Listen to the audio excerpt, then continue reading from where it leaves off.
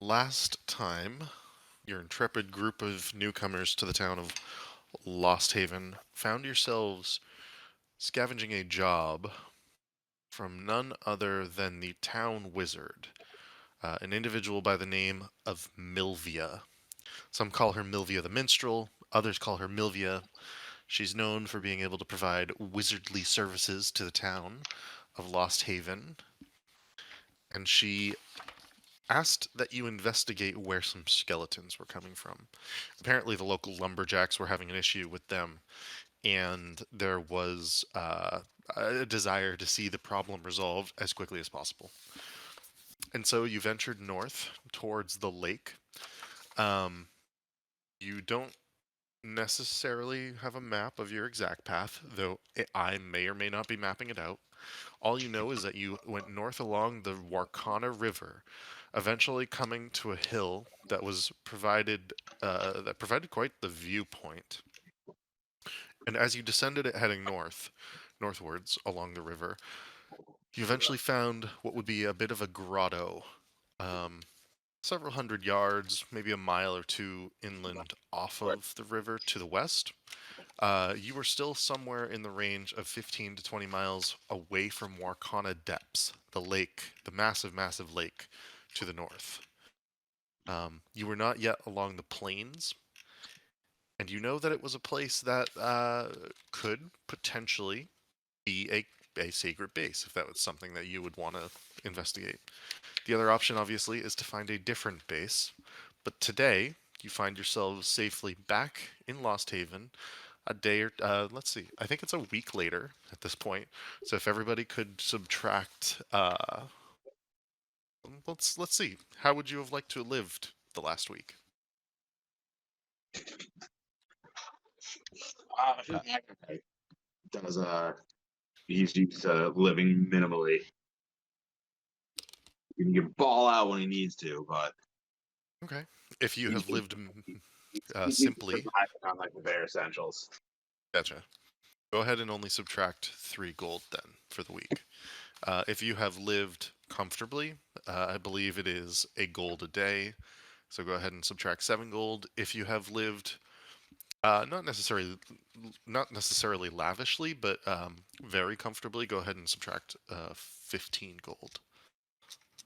How much? Because I know we got paid before we did that job. Have we gotten paid for like doing it? You have received the 100 gold on top of the 50 that was provided to you up front. So I believe it was 150 gold per individual. Okay. So we got 50 before and 100 after. I believe that's right. And then Okay. you had a certain amount of items, um, and we can role play the discovery of those things as well. I chose modest. Is that one a day? That would be 3 in total. Okay.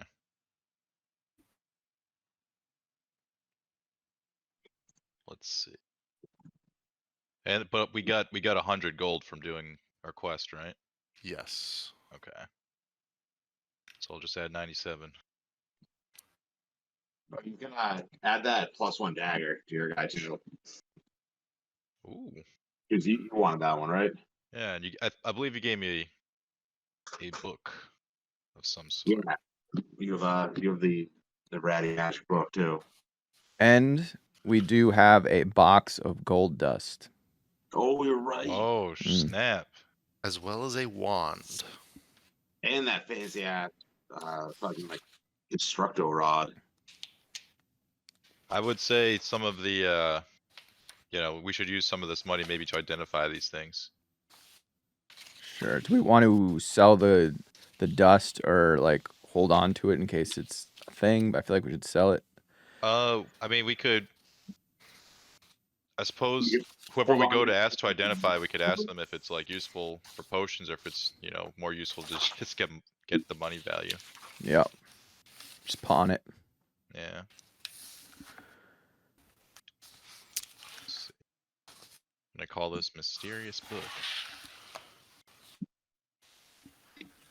Should I call it like tattered book or something like that? Sure, You're- whatever you would like. It Yeah. depends on, you know, what would you like to do with it. If you would like to show it to anyone, you know what I mean. Like, it's really up to you guys what you want to do.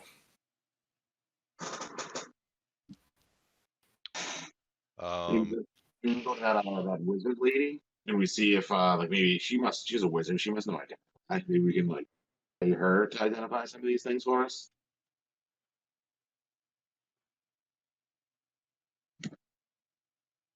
Does your guy have detect magic? Would you yeah. Like might be able to tell if it's at least magical. Um, But it doesn't look like it. Wow, this dagger's actually pretty cool. Because it has a +4 to the damage. I'm sure Eustace could talk the lady into giving us a good price to identify the things. Yeah, I could try to barter. Wait, did I send you something in particular about the dagger? I don't think You so. don't know. You Said said it was it's like a +1. Yeah, that's, Yeah. that's all you said. Okay. I thought you meant if you like DM me something about like it's secretly cursed or something. Oh fuck. No. I was like worried that I'd sent you something and I'd forgotten about it. That's all. Well, now that sounds like it might be more of that dagger than we originally thought. No, it's just the +1 is neat because it adds to the roll and the damage.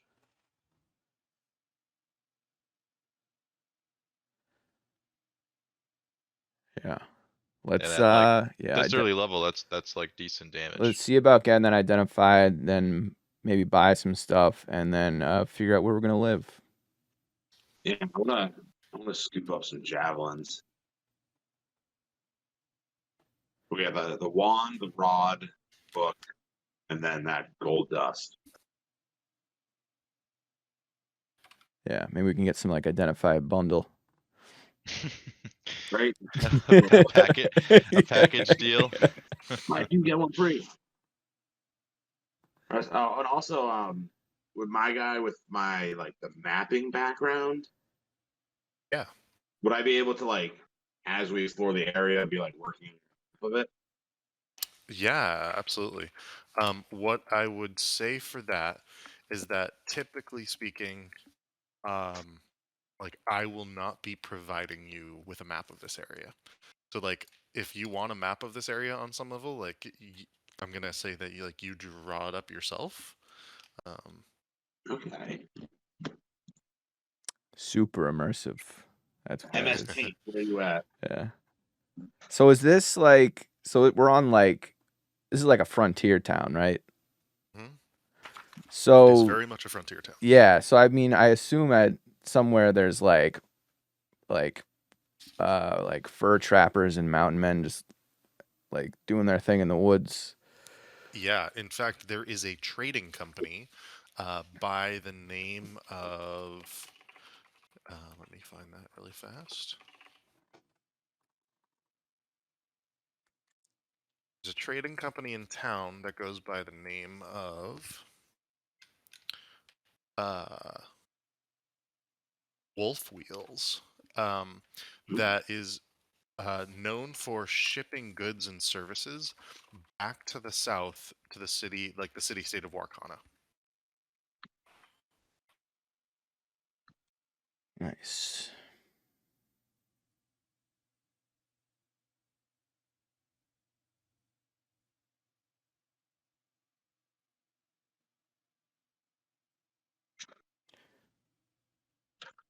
What do you guys think? Go visit the wizard first, and then take care of our like shopping.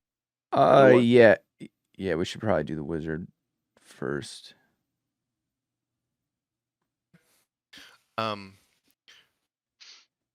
As you explore town a little further, it becomes clear which building is Milvia's. Milvia being a little bit of an odd individual. She's an Asimar, just as something to jog your memories. Her home is the only one that's not made out of wood, but rather somehow has been concocted of a rather elegant looking stone. The door is wooden, the window frames are wooden, and the glass is, the glass on the windows is typical. But everything else appears to be made of stone for this home, including what would appear to be some sort of shale type roof.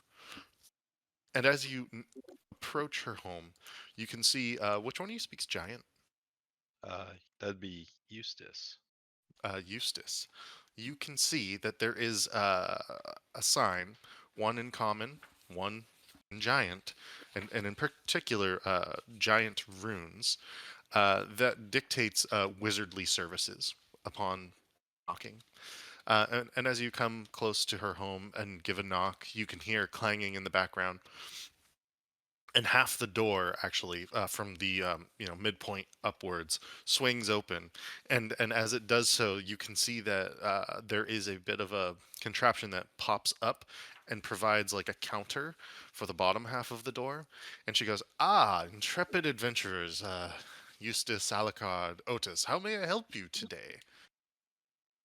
And Eustace in the giant tongue says, "Greetings. How fare thee today?" And she replies in the formal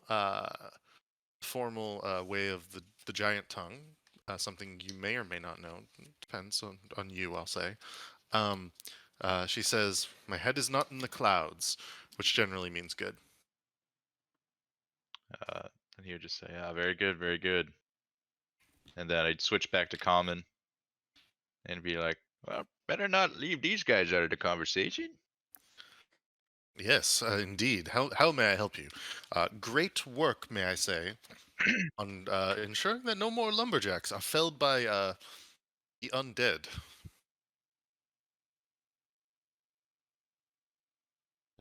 Eustace pulls out the book and then like points to the guys to like pull out all the other objects.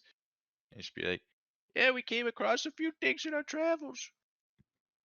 I was hoping you could help us figure out what they are." Sure. May you place them the most, it will be, I believe, 100 gold if you would like me to identify them.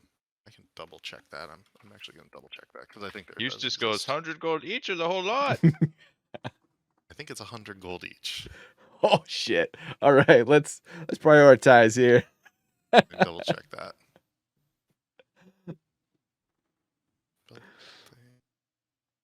We might have to sell that And then- gold girl. And then, well, as you're doing that, Eustace would then say, in giant tongue, like, "You couldn't make a deal for someone who speaks the same tongue as you, perchance."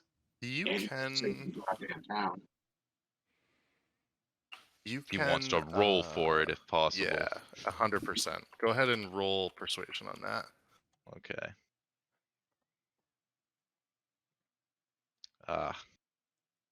Not off to a good start. Charisma boy. Let's see. An 11. It's not terrible. She gives you a bit of a smile and says, "I am sorry." And she says this in the giant tongue to you to at least keep any humiliation just between the two of you. She says, I'm attempting to make a living here as well. Services. Let's see.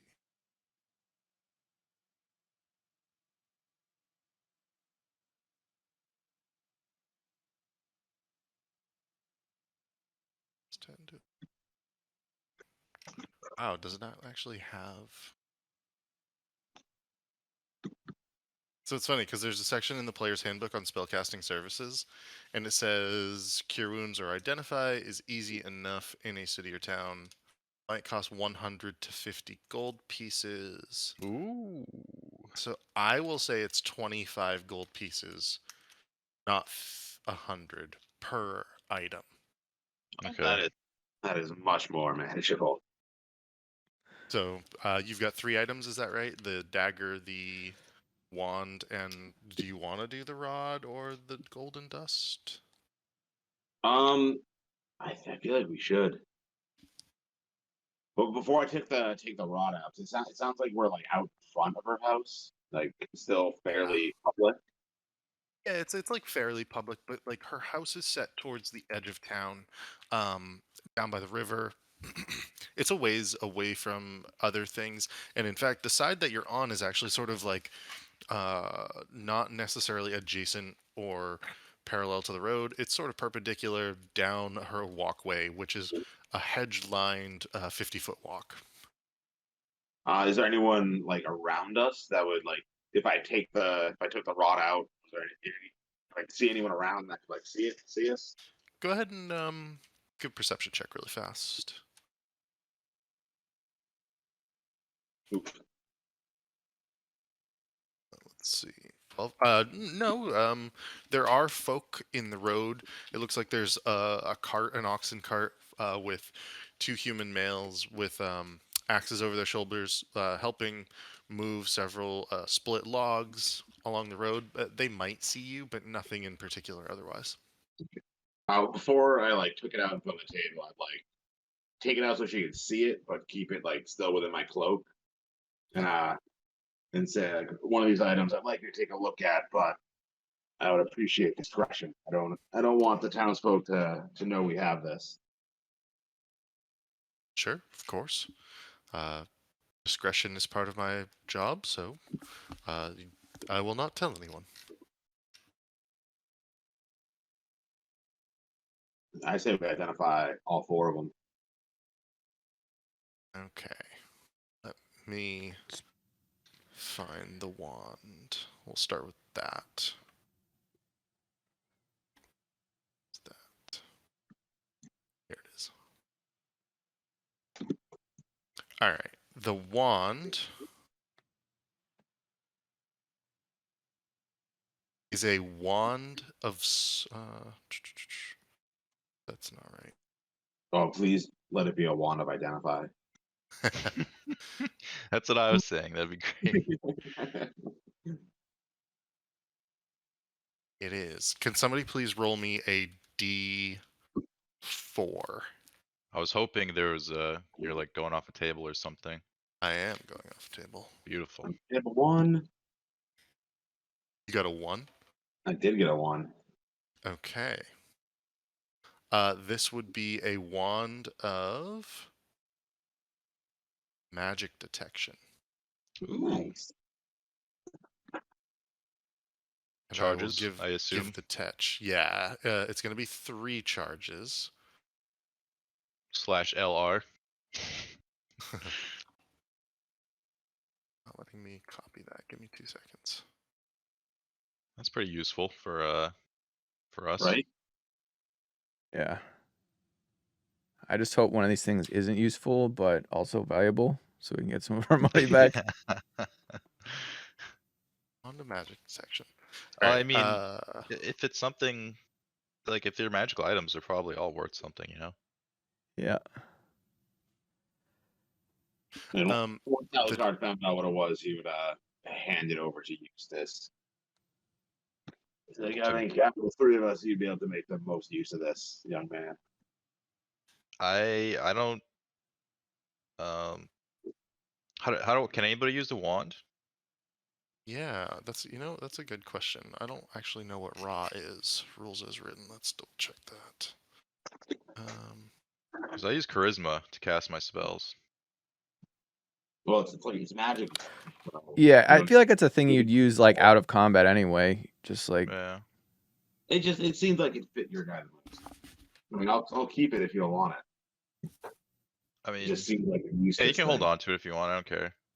It does not require attunement, I believe. I can double check that. But and if Anybody it, can hold it really then. yeah, I think that's right. Cool. Yeah, it does not require attunement. And so far as I know, like anyone can use it. That's like one of the things that they sort of made simple about 5th edition. Okay. You can just hold on to it for now. Okay. And then what about the book? The book is. Would you like to show her? Which one would you like to do first? The book, the rod, or the dust? I think and the dagger you said like we don't need to identify it. We just know it's a +1. It is just a +1 dagger. Okay. Yeah, then we Sorry. should do the book. Sounds like it could be the most interesting, perhaps. She looks at the book and she says, I would be willing to give you 250 gold for this book. Woo-hoo. But then Eustace kind of smiles and says, "But you didn't answer the question. What is it?" This would be a book with multiple different spells of necromancy in it. Eustace kind of holds on to it. He's like, I mean, it sounds he's kind of like, useful. but I can't read it, so I don't think I actually have use for it, right? It's up to you. Don't think Um, you really can But do too even much if with it though. Even if Yeah. we identify it and like know what the spells, like what the book is, what the spells are, we'd have to like know the language it's written in to be able to use it. Oh yeah, you don't recognize the language as well. Yeah, that's what I'm saying. Eustace Does is she? just like, he's like, okay. He just gives her the book. He's like, we got our money back, boys, and then some. 10 times. Yeah, so she hands over the 250 gold. It does take her a moment to do this. She has to go out back. She doesn't necessarily have 250 gold dangling around by the door, which is probably a sensible choice on her part. Isn't harder at all for that Eustace? So we should Is say it kind of we should say that like we each took 25 out of her stash to pay her in the beginning, and then we'll split up the 250 evenly. Well, we did 4 items, so it's gonna be 100. Oh, we did 4 items. Yeah. What? Why? I don't know. That's What? What What 4 we items? said. You can only do the 3 if you want. That's fine. You don't need to do the dagger. Or actually, it would be the wand, the book, or you don't need to identify the book. So it would be the wand, the dagger, the rod, and the gold if you think it needs to be identified. I don't think we need to identify the gold dust.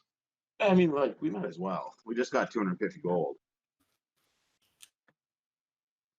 I think it was part of like some crazy magic portal. The chances that it being like some special kind of gold dust is like not zero. Eustace is like, I don't care what it is. You can take it out of your money. Okay. He thinks it's just regular gold. he's like, we're probably just gonna sell it anyway. The staff. Let's do that next. Rod thingamabob. Yeah. Go ahead and roll a 1d10. So I also want to do this because I did Roll the, good. I'll I did do the it. last- D10. Get something sick. A 6. Not bad.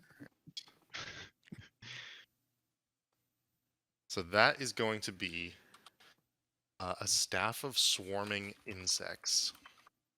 The heck? Ooh, spicy. Sorry, I'm gonna mute my phone. Ricardo technically listening in to us. Staff of.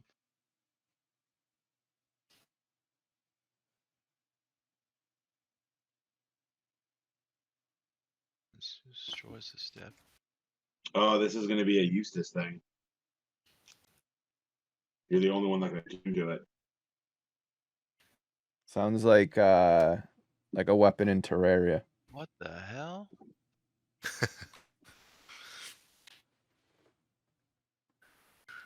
Now, mind you, that is just the staff itself. The identify was also cast on the top gem, and it seems that as she explains to you the magic behind this staff, that it is a magical item. Its use is odd, strange, unrelated to its abilities that you describe, if you have described them to her, in regards to the ability to like close that portal.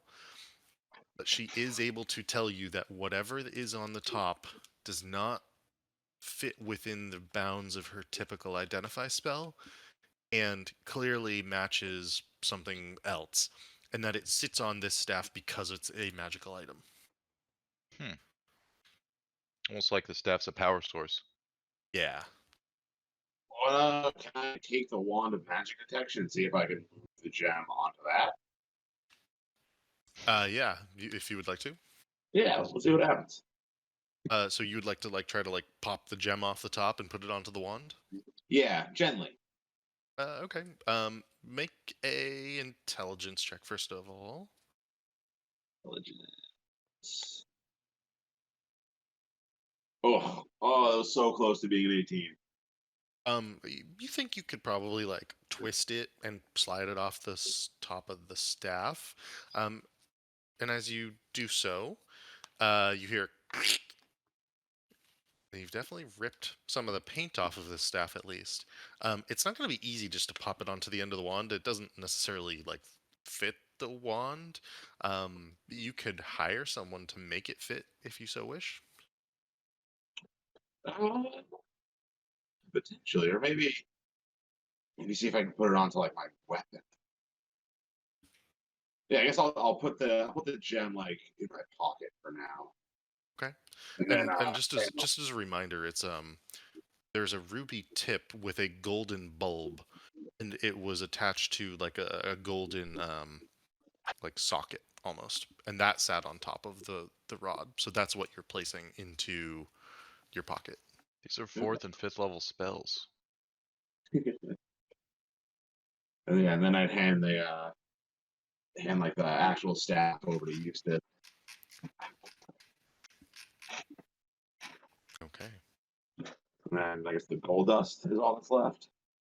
The gold dust, and you would be able to tell this if you use the Ooh, the wand. I'm gonna use that. wand. I'm coming from gold dust. It is not magical. Well, that just saved us 25 gold not having to. What? Hold on, this insect plague, what the fuck? Is it like a super OP item? It's a pretty 20-foot cool. radius sphere, and creatures within it have to make a con save, or they take 4d10 damage. Ooh. It's insane. So, what's our money's looking like now? We all removing 25 gold. I think that makes sense because it was 25 for the. Yeah, I think it was 25 each, basically. All right. Did we never identify the book, or did she just offer to buy it? She offered to buy it. It Yeah. wasn't inherently magical, is what she said as well. Okay. She would have told you that, but it Yeah. did have magic spells in it. So -25. And then 250 divided by 3. Let's see.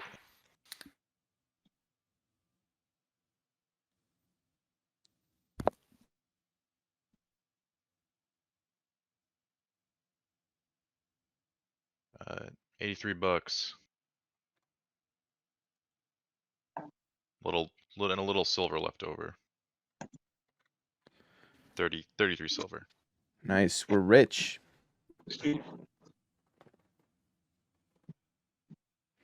I feel like we should take the dust to the maybe the trading company people will buy gold.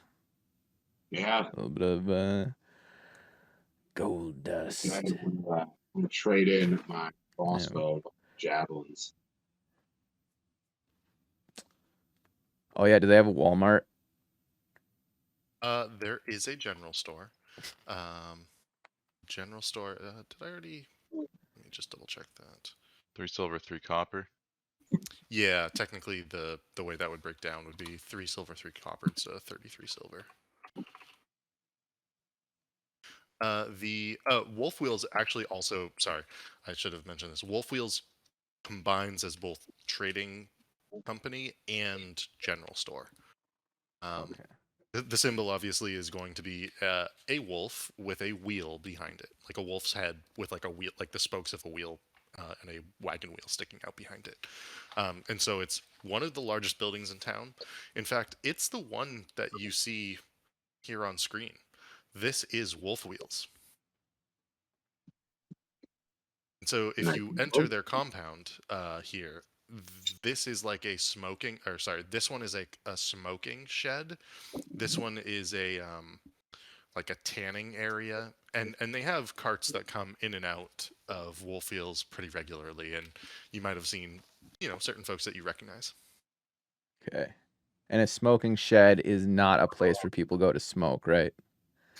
No, it's like for making jerky and so on and so Oh, forth. okay. Yeah.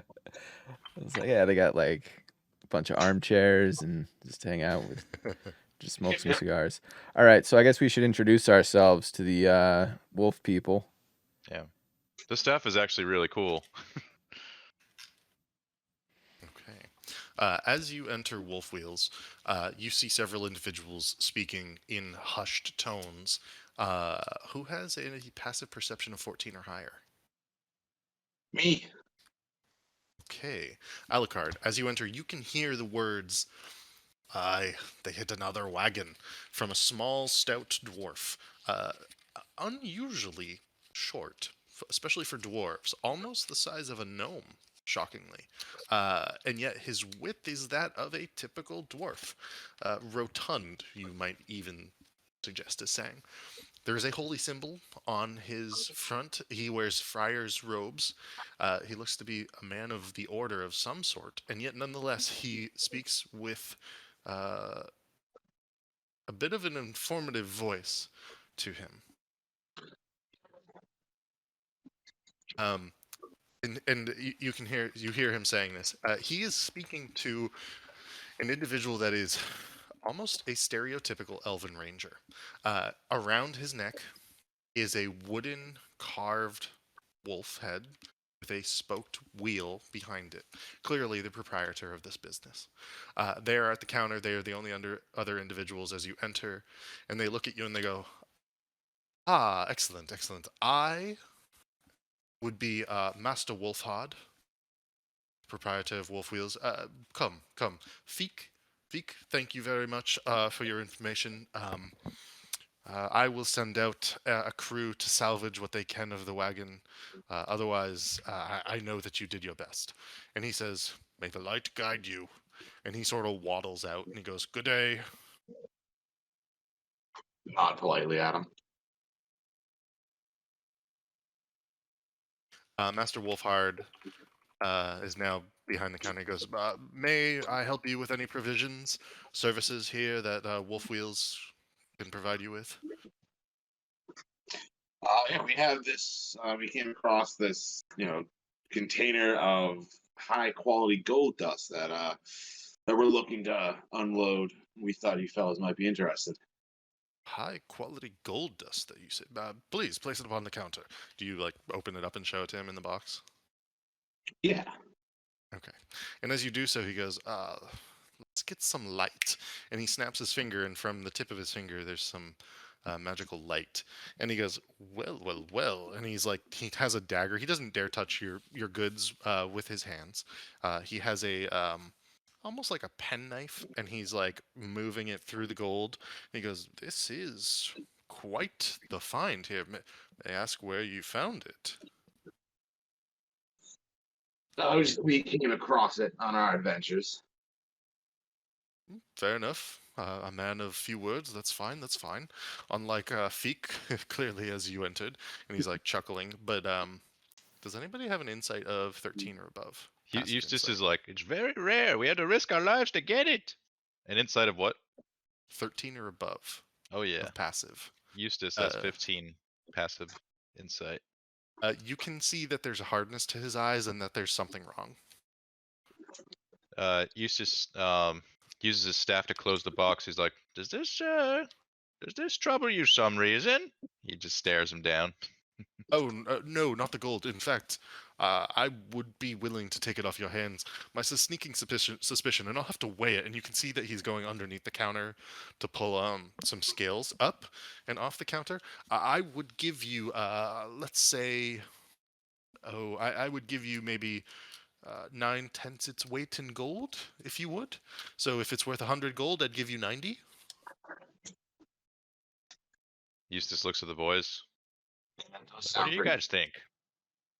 I Eustace is like, can you maybe do guess better? that's. Oh, And he wants to persuade him for a better price.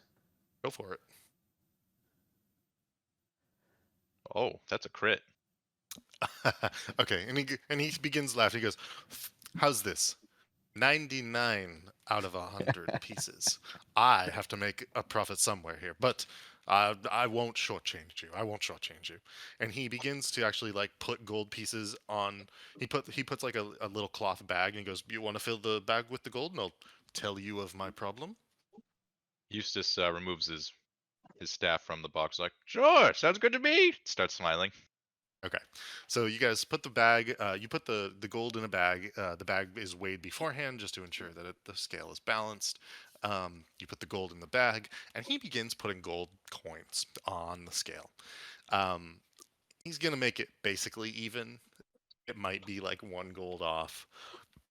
Go ahead and roll a d4. You're all Someone else, voted. because someone else. I feel like Lynch hasn't rolled anything tonight. You should. All right, all right. Oh, big money. Okay, Hopefully. roll a d100. All right. Mhm. Times 4. D100. Oh. 79. It's a pretty big number. Okay, roll a d6. Oh, geez. This is suspenseful. Lots of rolls D6. here. 5. All right. It is going to be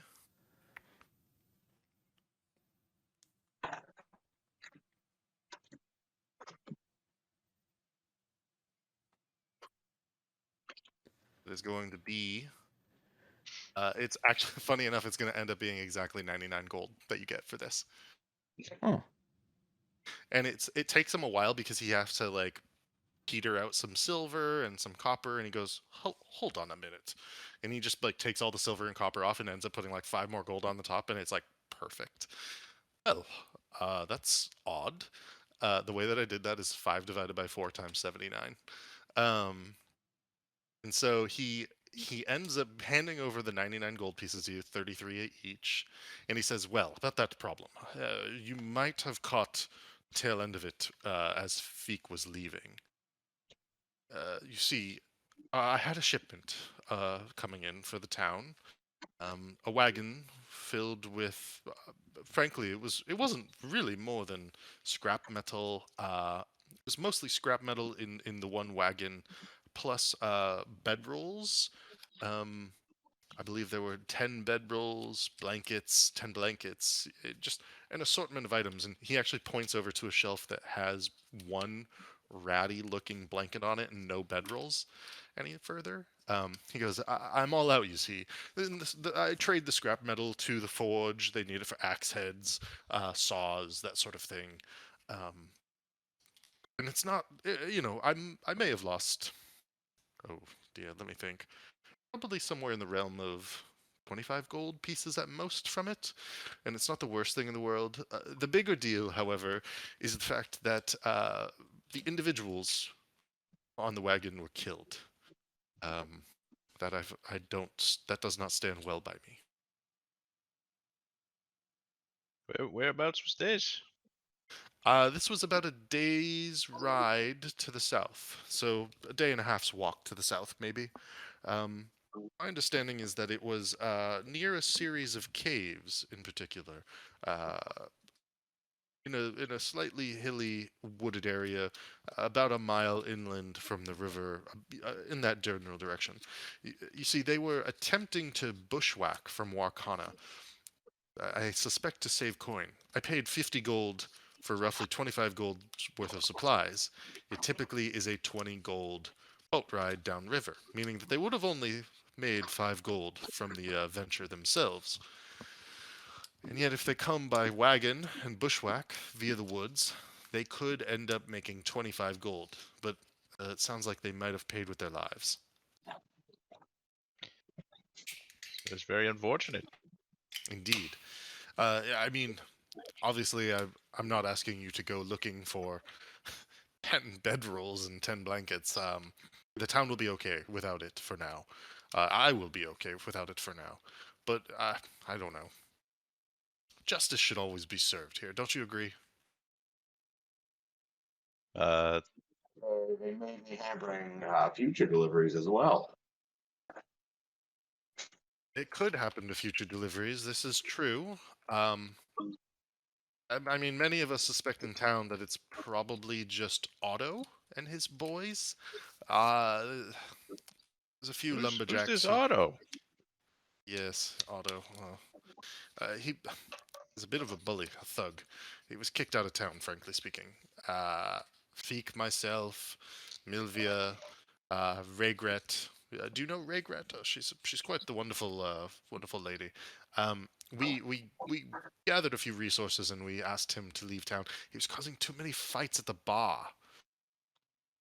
Hmm. I used to be quite the fighter myself back in my day. Eustace stands up straight and like flexes.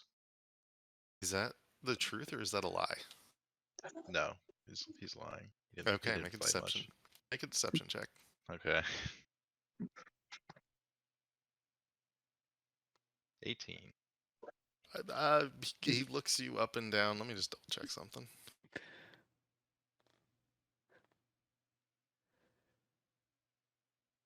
Looks you up and down and says, I could see it. I can see it. I mean, look, Otto, I think he had maybe like 3 lumberjacks with him. My understanding is that they took their axes and they simply said that they were going to make their own home. They probably stole killed these poor Wagoneers, stole the bedrolls because they needed them, and God only knows. My suspicion is that they live in the caves or that they built themselves some sort of hut somewhere in the area. The road, there is really no road in the area. When I say road, I simply mean forest path. It's a deer path. It's the sort of thing that, like, you could technically walk on all the way back to Warcana over the course of, I believe it would take you roughly, and he sort of thinks to himself for a minute. Let me double check the map.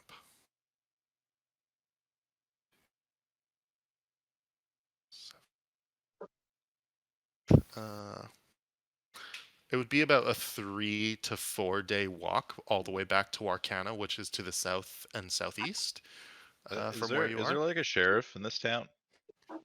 There is, Okay. if you would like to go speak to him. Okay. Well, after hearing all this, Eustace will be like, well, this place is, I don't know. I kind of like it here. He looks around at the boys. He's like, maybe we ought to, go pay this boy a visit, huh? He slaps Otis in the belly. Yeah, so just to be clear, it's lumberjacks that are causing trouble? Or the ones, or do they The were the rogue ones? lumberjacks. Okay, yes. Otis would say that he eats Rogue- lumberjacks for breakfast. Yes. Yeah, and it is in particular Otto and his boys, whatever that means. Yeah. And the way that it's described, they were kicked out of the Skilled Salmon. Yeah. Okay. They caused a scene Hmm. and then left and robbed these people, apparently, who this man was trading with. And how long of a day and a half walk did he say to? I think something like that. Yeah, sounds about right. Yeah. Yeah. I'd Well, say he I'm- just would say, all right, well, maybe we go Yeah. talk this over with the sheriff real Sweet. quick, or Yeah. or not. I'm not sure. Sounds Well, like you got it. Yeah. We'll investigate it. And he says, well, that would be greatly appreciated.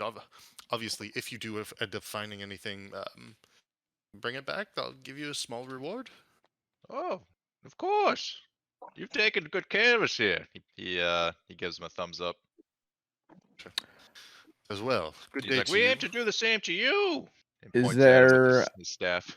Is there anywhere in town we could maybe look into buying horses if we're gonna be doing all this? Travel. There is a stable. The stable is called Hay and Hooves. So, are you gonna ride the horse? Or is the horse gonna ride you? I mean, I technically, because of my size, I am able to ride a horse. Because for my carrying and my all that stuff, I count as a size larger, but for my actual size, I count as regular person size. It's weird. Yeah, Eustace was just gonna ride you. Yeah, well, yeah, I mean, yeah, we'll figure it out. We'll buy a nice little bag I can put you in or something. How tall is Eustace? So just so I know and get a good visual on Eustace. Were you like 5'6", Uh, 5'5"? Yeah, I'd say he's just like, little old man, he's starting to shrink. And he's All right. hunched over. Yeah, and before we leave, I want to buy a. I'm gonna get a shovel and a pickaxe. That would be the price of whatever they are. Yeah, it's just like 4 gold total. I just wanted to put that in the record. Oh, he used to snaps his fingers like, that's a good idea. Maybe we get more supplies. If we Yeah. potentially hit the road. Like if I want to sell my crossbow and my crossbow bolt, would it just be like Yeah, I was thinking that too. Like I have a regular staff that like I'm definitely not gonna need anymore. And an extra dagger. the like it says crossbow light costs 25 gold pieces. Would it be like a little less than that since it's used? Yeah, it would be. I believe the typical way I did this was it would be 4/5. And this the staff of swarming, I can use this as my magical focus, or do I have to keep one still? The staff of swarming can be used as a magical focus. Okay. Yeah, then I can just get rid of my other generic rod that's just random 10 gold pieces I could have. Gotcha. One question Otis has for this guy is: does he want the heads? Does he want us to bring back heads for him? And let's see. Master Wolfhard looks at you surprised and says, "Actually, yes. Yes, I would." That's what I like. We'll need some rice bags then, or sacks, right? And he kind of looks at you shrewdly and says, "Not a bad idea, but I'll do you one better. Here." And he hands you, I have no idea how many heads there are. Here's a bag of sand. Probably keep their heads good enough for now. What is this? It's pretty heavy. It's a 20-pound bag of sand. If you would like, you may take the bag of sand and put their heads in it. Yeah. Yeah, I'll add a little bag of sand, it looks like is. Well, for you, it's a little. Yeah.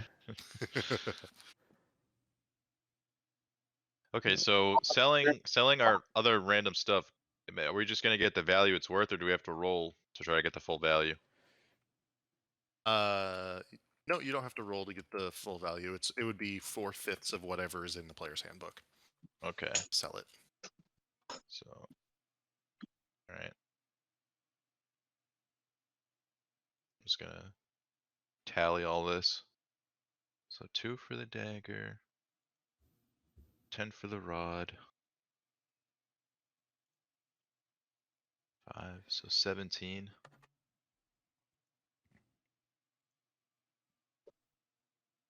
Is there a blacksmith in town?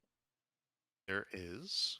I want to see if you can attach that fancy ruby thing to like the handle of my morning star. Gotcha. It's like the pommel. Gotcha. So there is a blacksmith, or sorry, there is a weaponsmith. There's a blacksmith. There is an armorer, and they are actually a family of dwarves, and each one is individually in charge of the different forges and smithing. Let me just pull them up.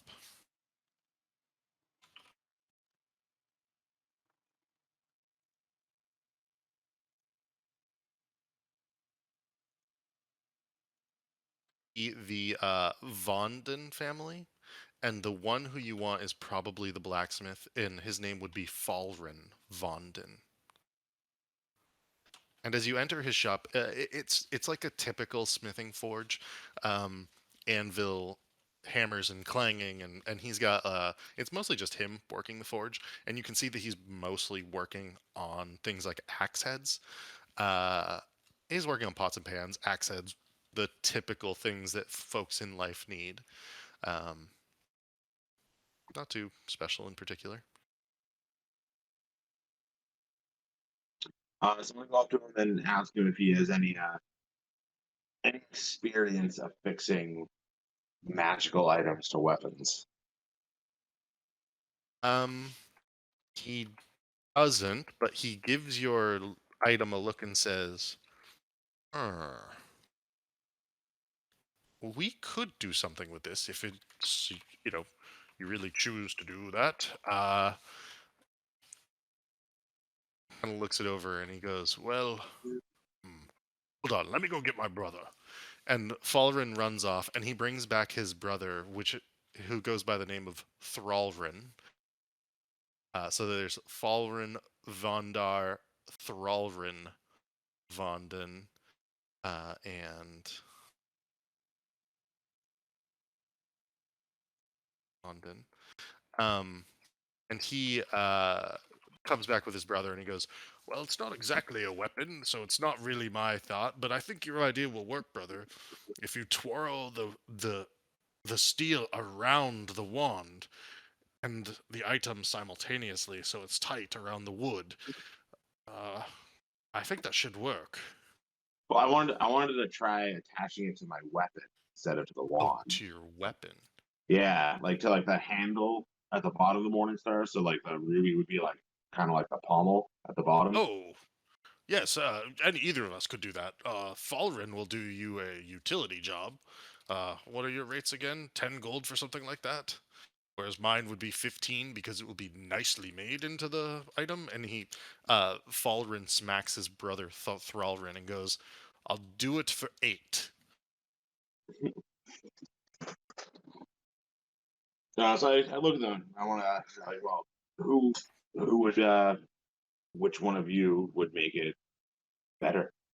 Like who would have it like attached more securely and be able to integrate it more into my weapon? They kind of look at each other and they both go, the utility of it will be the same. Falrin just doesn't have as much time as I might have to make it nice. And that's what Thrallrin says. So he's the weaponsmith. It'll cost you a little bit more, though. I'm going to go with the guy who's going to make it nice. Okay, he'll do it for 12. He'll do it for 12. Eustace gets in close to the counter and like leans in. He's like, say, he like gets real close. He's like, would you happen to have any magical items here? And they kind of look at each other and they go ahead and roll a persuasion check. He's trying to be like, like secretive about it. Sure. 12. They look at each other and they start laughing. Make an insight check. 16. They start laughing, but you notice a tenseness in their laughter. What you got then, boys? Roll a secondary persuasion check. This is going to be a higher DC, but I'll let you. 14. They kind of stop laughing and they say, Look, anything that we may have would be ours, and it's not for sale at this time. Eustace leans in close. He's like, that's what most people say, but I come to find that anything's for sale if you have the right price. And he puts his gold on the table. How much is it? How much gold? I have 178 gold now. They kind of look at it and they're like, put it on the scale. And you put it on the scale, and they suddenly pull out gold bars from underneath the counter and place the bars. They place only like 2 bars on the scale before their bars totally outweigh your gold. And they go, sorry. And they take the bars back and put them back under the counter.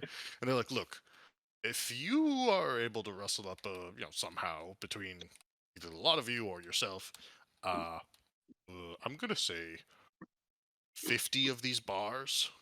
Maybe we can talk. Wow, you must have some cool stuff. You have no idea, little man. Then Eustace looks around. He's like, is there anywhere else we can get other magic items for cheaper? Or is this the only place? And he kind of like looks around the shop. And they say, I mean, look, we don't necessarily make magic items. We just might happen to have one on hand. My understanding is that if you look, what we have done in the past is worked with Milvia to assist adventurers like yourselves in making a magic item. We can combine components and things together such that eventually the component and the catalyst is fused in a single item and it's a working magic item. How much do you folks typically charge to infuse like a normal item? In this instance, it is going to be. Let's see. It depends on the quality of the item, first and foremost. It depends on the components and catalysts, and it depends on what you're asking for to be made. So it would be the base price of whatever is in the player's handbook for an item, most likely at least times 10, and then maybe also by a factor of anywhere between 4 and 10 on top of that.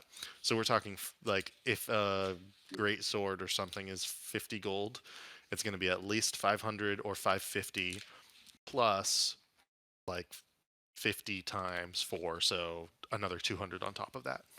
Okay. Out of our price range right now. Okay. I was just wondering. Thank you. Yes, I mean if you have the coin, we are interested. Definitely come back, and we can get our other brother in here too.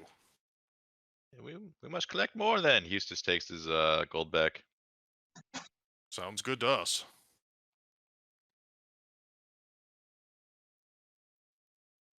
He looks around. He's like, you still here shopping?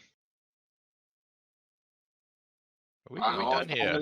I wanted was to have him attach that ruby to my morning star. Okay. 12 gold for that.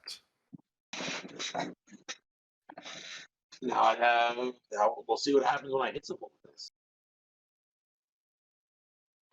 So did you guys want to buy horses or should we travel by foot? Horses are not a terrible idea. How much are they? A riding horse is 75 gold. Yeah, A plus draft horse is 50. What's the Eustace can get a pony for only 30. I don't know. Or a mastiff. Ride a dog around. It just I don't think seems he's like that small.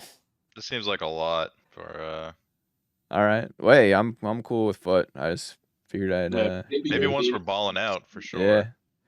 Let's go kill those lumber jerks. Yeah, should we check in with the sheriff or are we just going straight there? What do we need to talk to the sheriff for? I don't know. Perhaps we could get a reward from him. Eustace winks. We're already getting a reward. I say we Yeah, maybe double dip. we try to get some combat encounters. And Eustace shakes his staff. What do you do, Sonny? What? What'd you say? Wait. What did you? I missed that one too. He was saying about he was trying to double dip, like go to the sheriff to see if he would get a reward from him too. Yeah, sure. Asking Alucard if he's new. Oh. I was like, I thought we were trying to make money. If not, fine, let's go.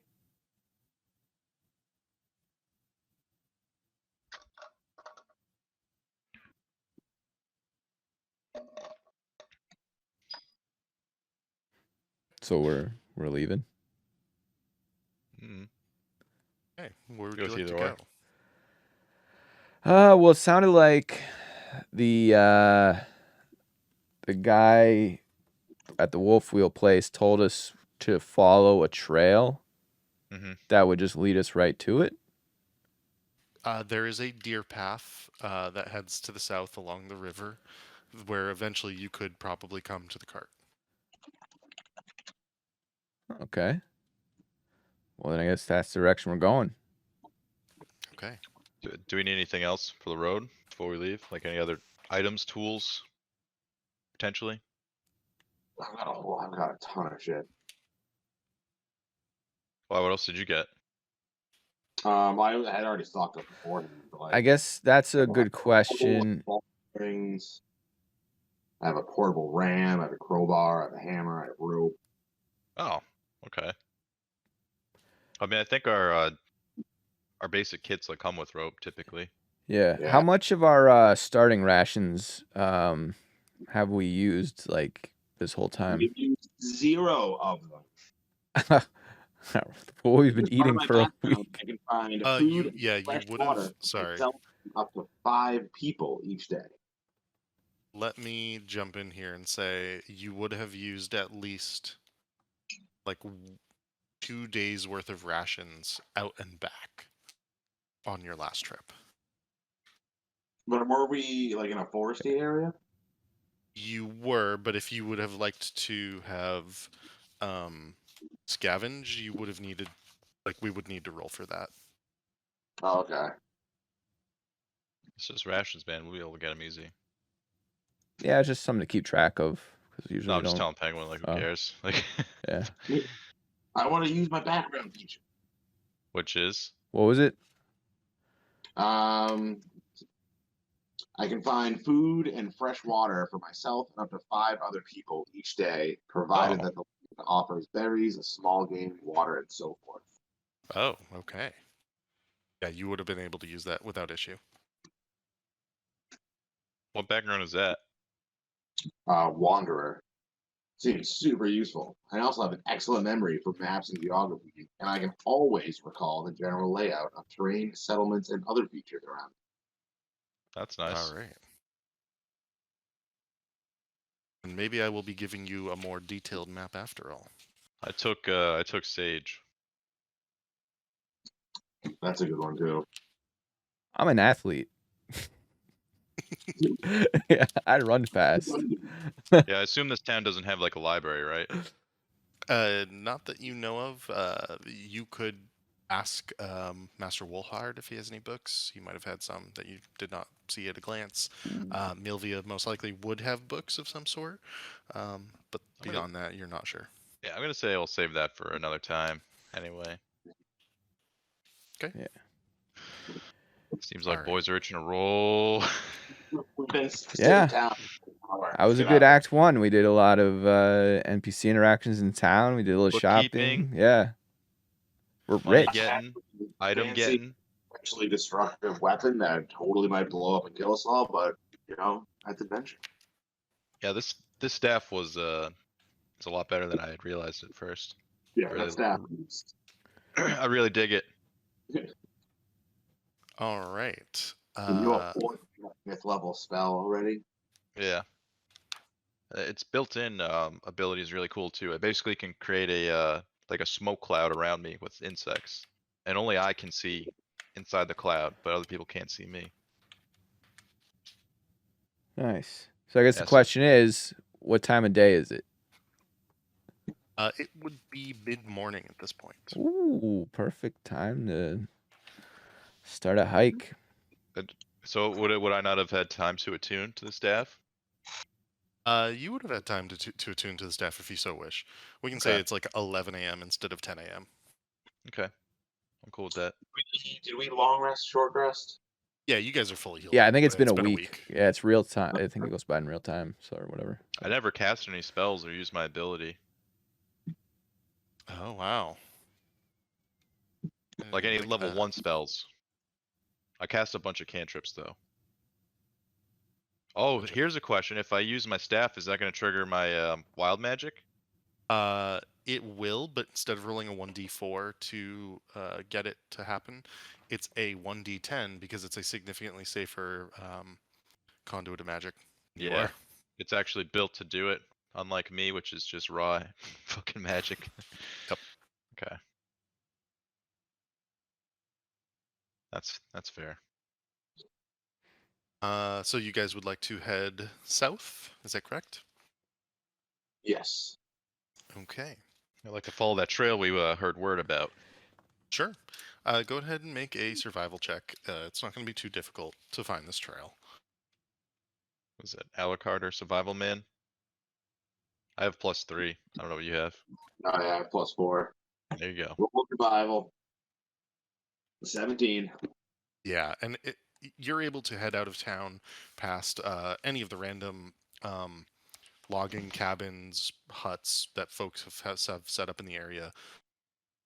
And as they sort of thin away into a path, there's just the one path to the south.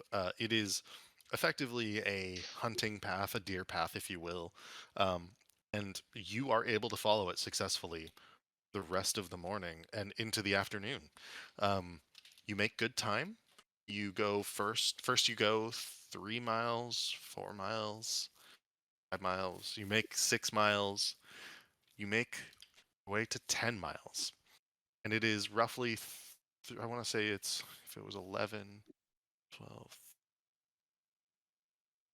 I'm gonna say that it's about 5 in the evening at this point. You have gone nearly a full 12 miles to the south. Are you trying to, like, there are junctions on this path. It does sometimes veer back to the east towards where you believe the river to be. It does veer more into the wooded areas, up away from the river. What would you prefer to do?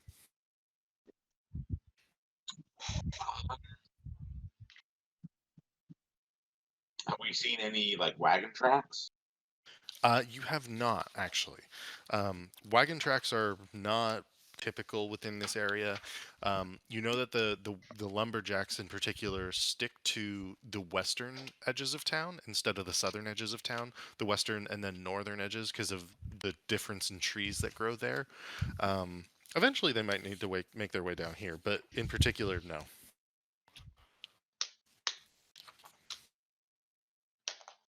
What do you guys think? I say we go into like the darker, wooded, scarier area. How many miles have we trekked? Did you say 12? Yes. I feel like that would. So it was like 11 when we left, and we've gone 12 miles. What's the option here? By my estimation, that should be roughly about, because it's a flat, relatively easy surface, the way that I do this is 3 miles per hour, therefore 12 miles, 4 hours, which would be Okay. what is referred to during overland travel as a single watch. And watch here doesn't necessitate like you're watching as in like a long rest and watching, but a watch is like it's like a 4-hour chunk of time basically that makes it easy to account for. Okay. So it'd be about 3 in the afternoon. So we can go another 12 miles before the sun starts going down. Sounds like. Yeah, that's probably about right. What were the two different options of directions to go? Along the river or in the heavier wooded area. Which And- one's more and- direct? Through the woods, I assume?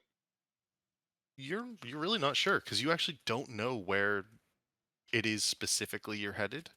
The deer path splits. The one that goes along the wooded area goes a little more southerly, whereas the one that goes along the river is a little more southeasterly. Should we roll for it, or you want to just make a decision? Roll a d2. Roll D4. Odds are even. All right. Call in the air. Even. And it's odd. So what does that But mean? we decided to switch.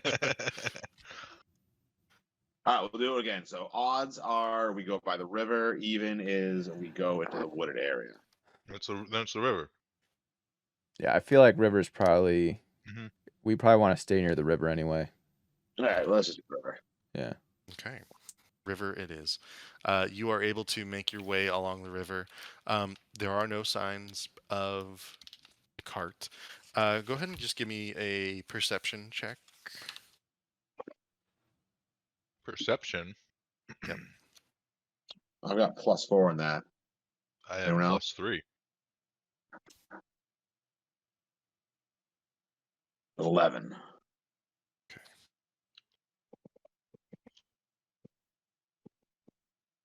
Okay. You make your way along the river. It's a pretty large river.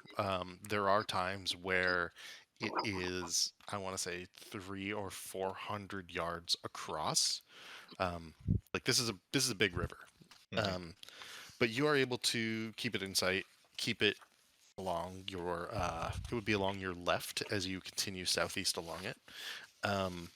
And as you are furthering along, you eventually come towards, I want to say about 22, 23 miles, and you are tiring. The sun looks like it's going to start, it's going to start setting soon. If you would like to try to find a place to sleep for the night, go ahead and make a survival check. Eustace yawns. Yeah. Ooh, I think it's time to go bedtime. Where can we sleep? Someone find it.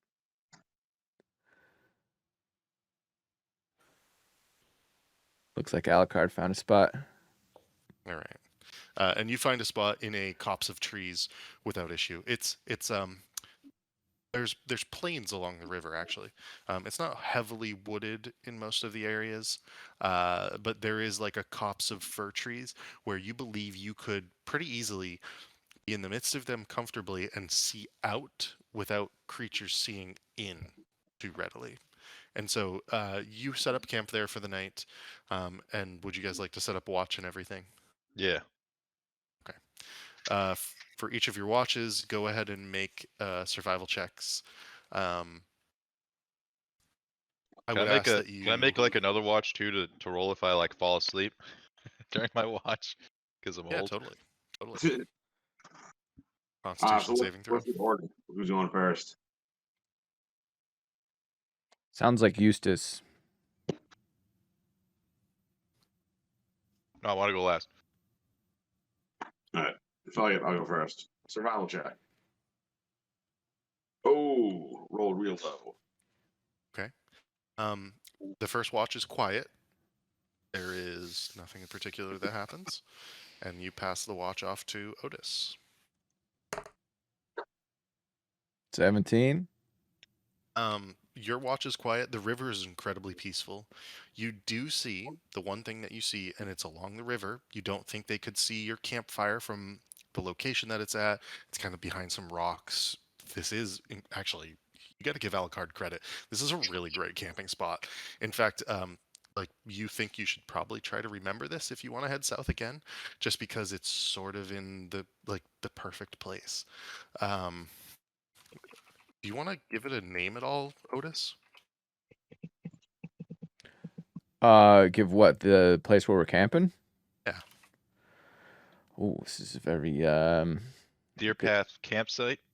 yeah. I mean, for now, yes, because I'm not gonna try to drive myself crazy thinking of the perfect name for it. that's all Buckskin good. campsite. How about Yeah, that? it's great name. Buckskin Eustace. campsite? Yeah, Mm-hmm. rolls off The the old tongue. noodle there. Come up with that name. And it's a copse of trees. I'm just like recording this on the world map. Down by Alucard. Cool. You do see a ship, and it is a trading barge. It looks like it is just moving with the current downstream towards Lost Haven. You have no idea if Lost Haven is its destination or if it's going further into the Warkana depths. But your assumption is that it's coming from the city of Warkana. Do they have their lights on? There is a lamp on the ship, on the barge, yes. Yeah. Is you can there any like see an flag individual. with any flags? Flags. Give me a perception check. Kind of colors they fly in. Yeah, pretty much. Yeah, 8 lights. Yeah, 8. If there is a some sort of symbol or a flag with like a crest on it, you can't tell at this distance. Okay. All right, and that's so nice. So I just see the ship. Yep. Have we? I assume we made a fire, like to keep. Would we have made a Yes. fire? Well, it is going to get down into the 40s or 50s in the evening. Yeah. I assume you would have done so to keep warm on some level. Yeah. And keep any animal riffraff away. Yeah. Okay.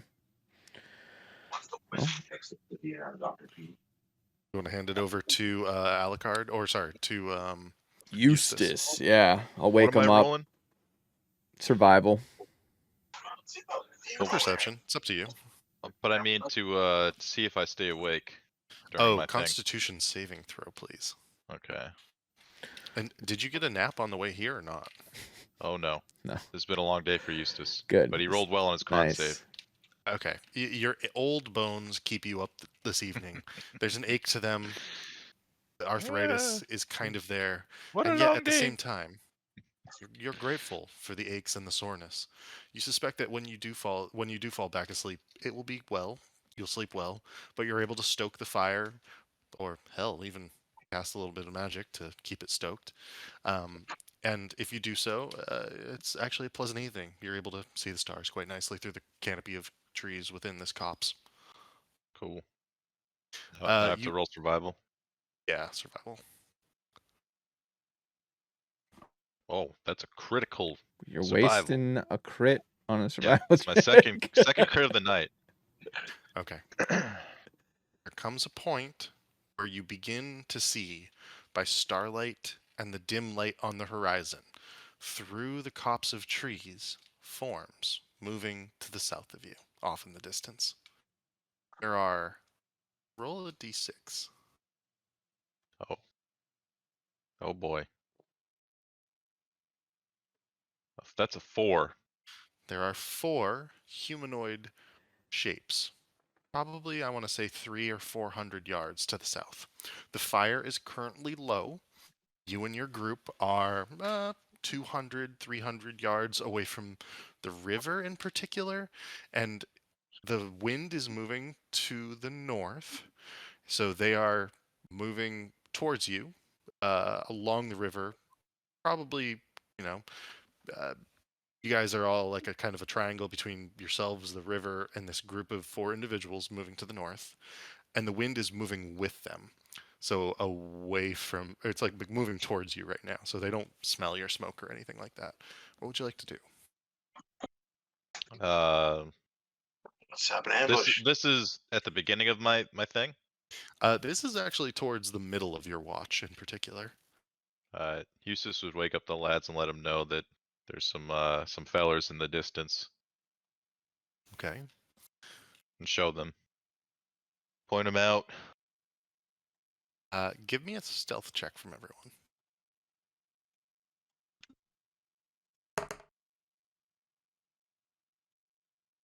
Okay.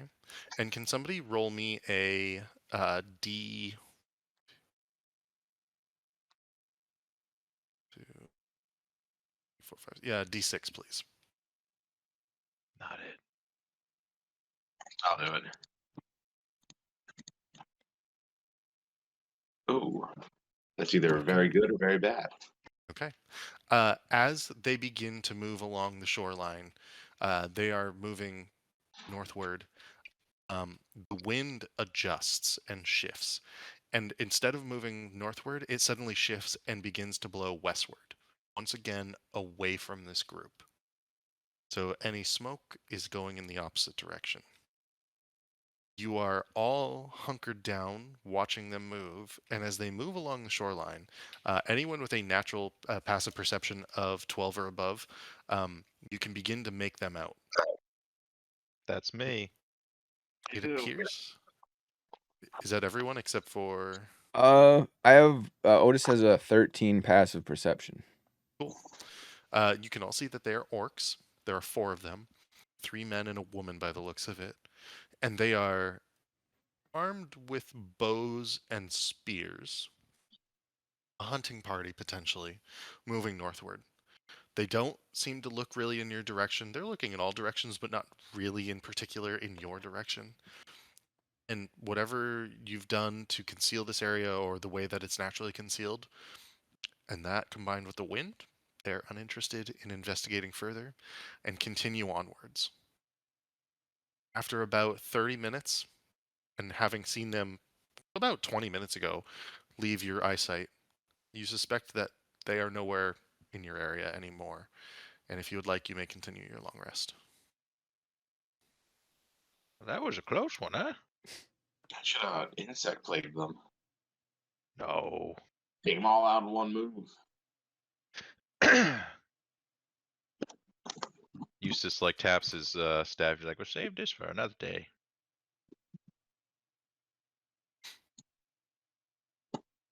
Okay. You guys finish your long rest without issue. You wake up for the next day. What would you like to do? Do we think we have to keep going south to get to where the guy sent us?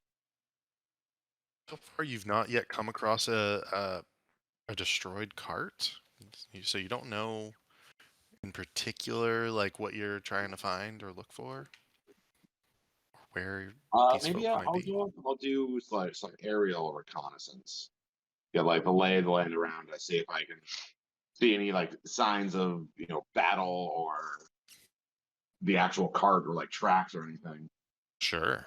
Try to How get us high a would you like to fly up? I don't know. I guess like as high as I can before it starts like impacting my ability to like see what's on the ground. Okay. And how long can you fly for? Um, until someone knocks me out of the air. Is it like a full hour or is it longer, less than that? It's unlimited. I think it's part of the tiefling. Ah, gotcha. As long as I'm not wearing heavy armor, my flying speed equals my walking speed. Just don't fly too close to the sun, because you are a vampire. Yeah, vampire. Ba-dum-tsh. Hey, Ricardo, how are you? Did I mute him? No. He just might be on silent mode tonight. Yeah. That's fine. Just creeping. I see it. Gotcha. Good man. Good man. Glad to have you back. Okay, so you can fly up. It is a nice day.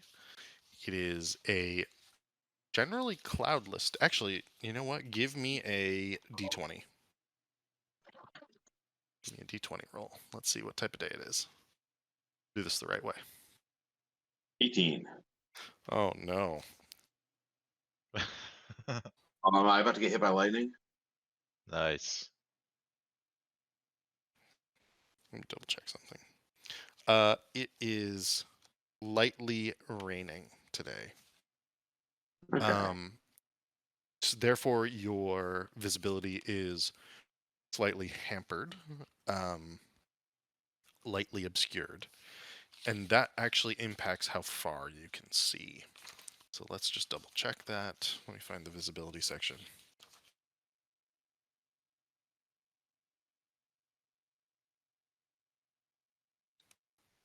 Visibility.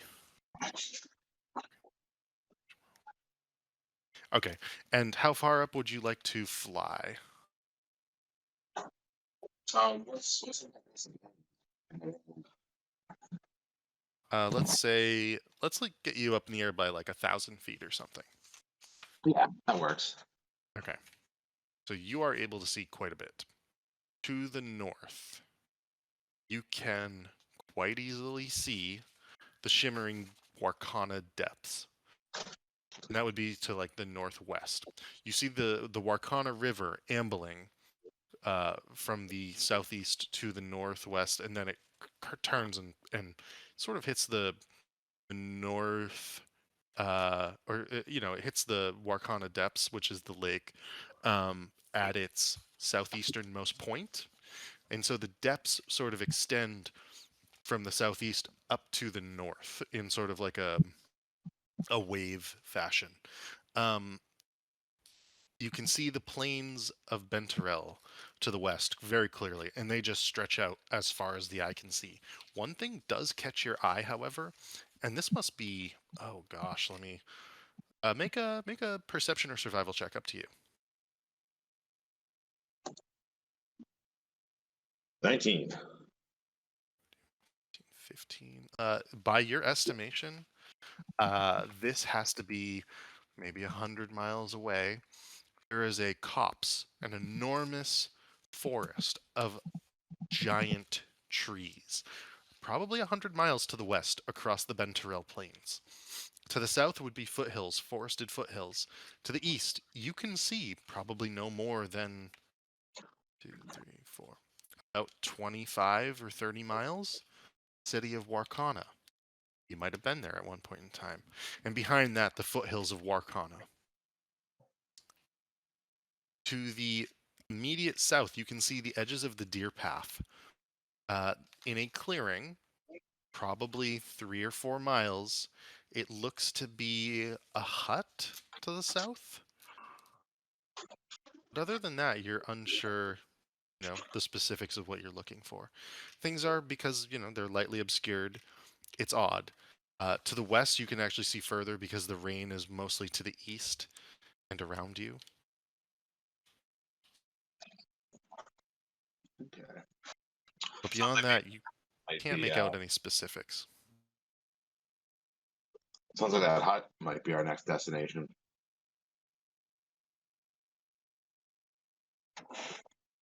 So I see any ancient ruins or dungeons that need delving? Not from the air and not in this way at this time. Okay. I'd fly back down, rejoin the boys. Me and what are the name I familiar? Me and Balthazar shake the rain off ourselves. And I fill them in on what I saw about the like the hut that's down to our south. Okay. Whoa, that sounds like what we're looking for. Yeah. Did it look like anybody was home? Did I see any like smoke coming from a chimney or signs of activity? You did not. I didn't.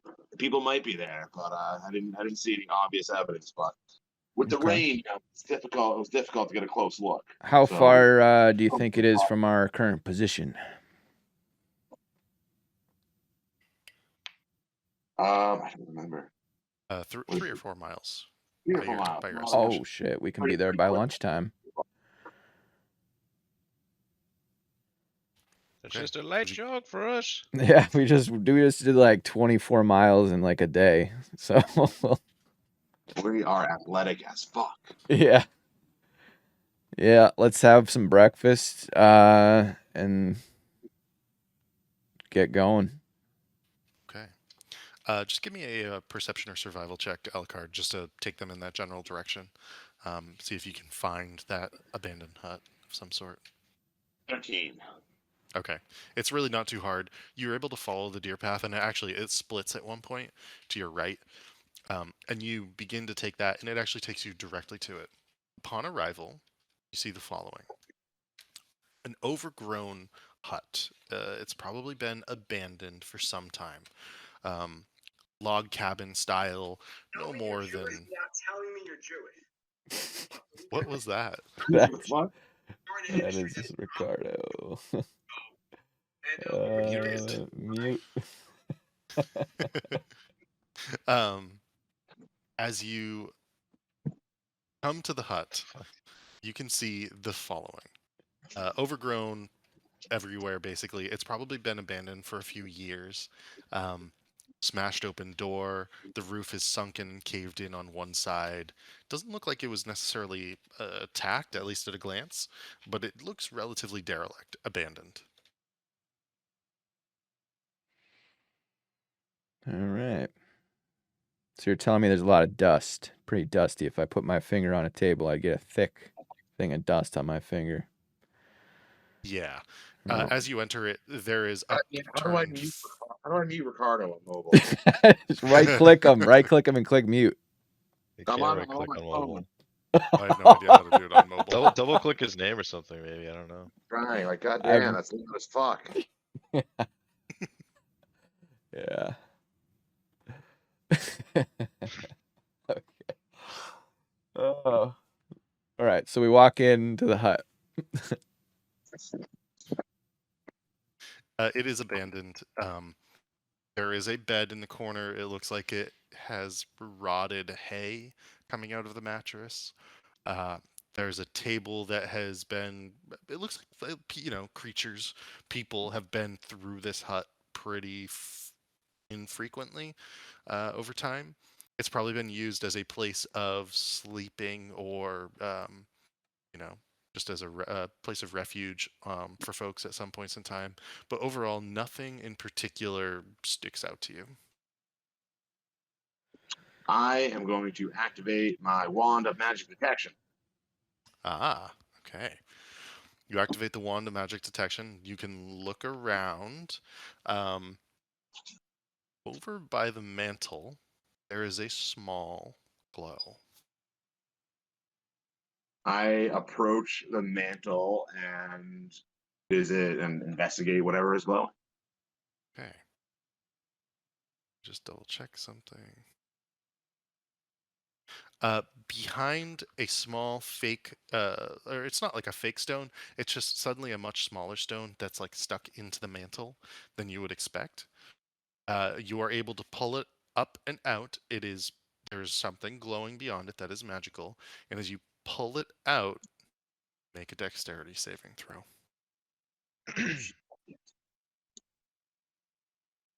Oof. 8. You pull this stone out, and a large portion of the mantle actually begins to give way. It's not necessarily trapped, it's just rotten, and the stone is falling apart, and the cement is coming undone. The mantle is going to begin to collapse on you. Stone and debris are falling forward, and it is going to cost you several hit points.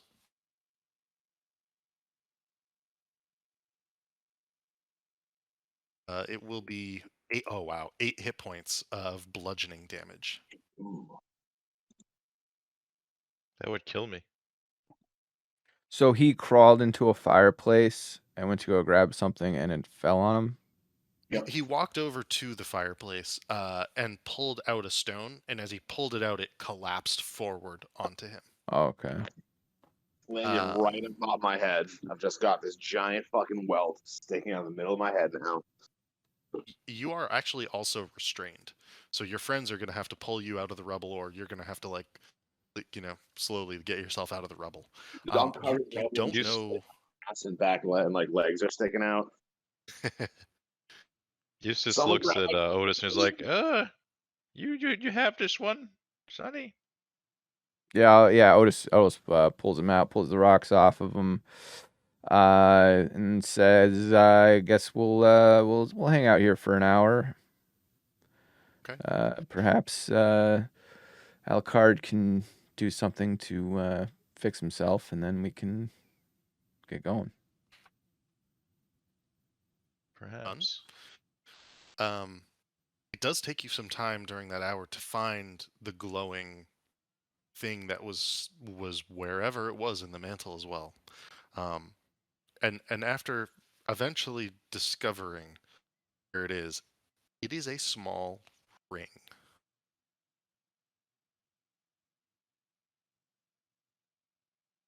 I put the ring on. Okay. Well, While you are before I do that, actually, I would second wind to try to get a little HP back, and then I would put the ring on. okay. And while you are wearing it, you will eventually tune to it. It is a ring of warmth. Ring of warmth. Okay.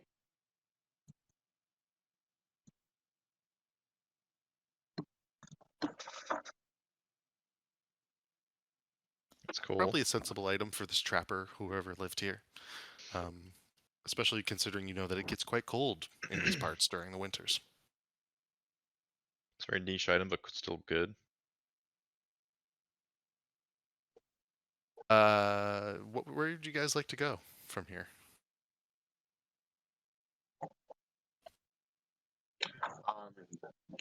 Was there anything else that was useful in the hut? Any, I don't know, supplies of any kind that we might be able to grab and take with us? Not really. You see broken pots and pans in one side over by where kitchen was. You believe that there's like a giant porcelain sink that has cracked into multiple pieces on the ground now. There is a dresser with clothes that look tattered and ratty, sort of spilling out of the edges of it. There is nothing under the bed. It looks like somebody has flipped the bed over before, considering the way the mattress is sort of like partially up against the wall on one side next to the bed. Those look nice. The clothes, do they look what? The pillows, do they look nice? Oh, the Oh, no, pillows. definitely not. All right. So we're at this hut. So I feel like maybe we went the wrong way when we took that fork in the road.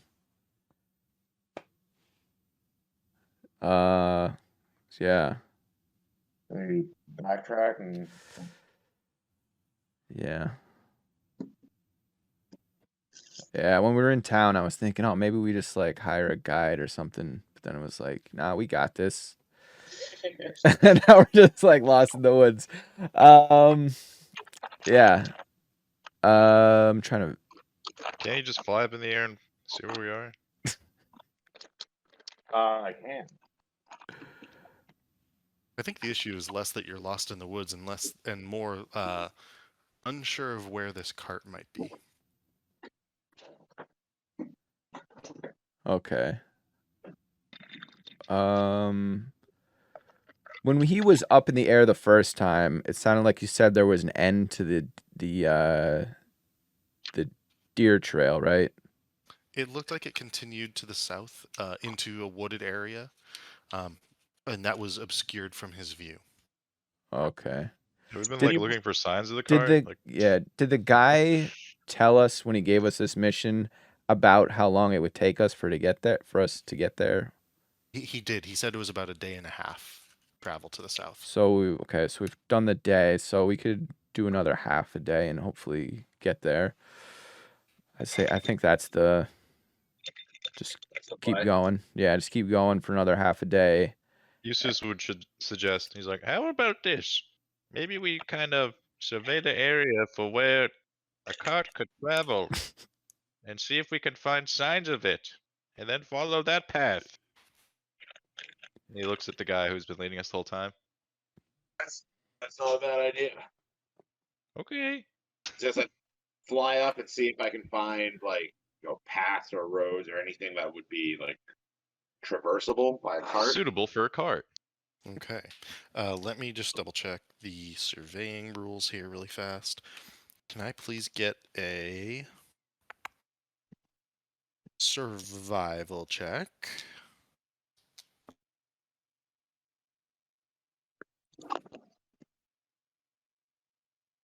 $17. Yes, I have surveying rules.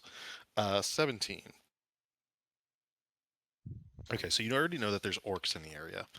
You suspect that there are other types of creatures in the area as well, Oh but god. the thing that you really sort of catches your attention would be the fact that the area to the south appears a little bit hillier than you were expecting.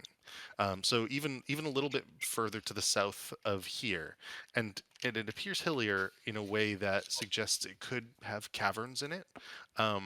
You also notice that on one of these hills there appears to be what would probably be a path, like a deer path. So if you were to go back to the path otherwise along the river, there's a path over there, but there also does appear to be a deer path of some sort, maybe about a mile to the south.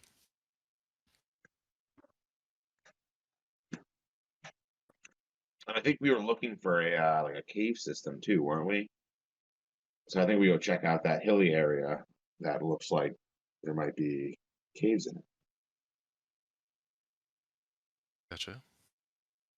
What do you boys think? Sounds good to me. Sure, whatever. I will say this: after about an hour more of travel and looking around in the forest, you are able to find the deer path, and you are able to eventually find the cart. It takes you this hour only because you have successfully flown up into the air and scouted around enough. During this hour, you are moving through the forest, and everyone give me perception checks.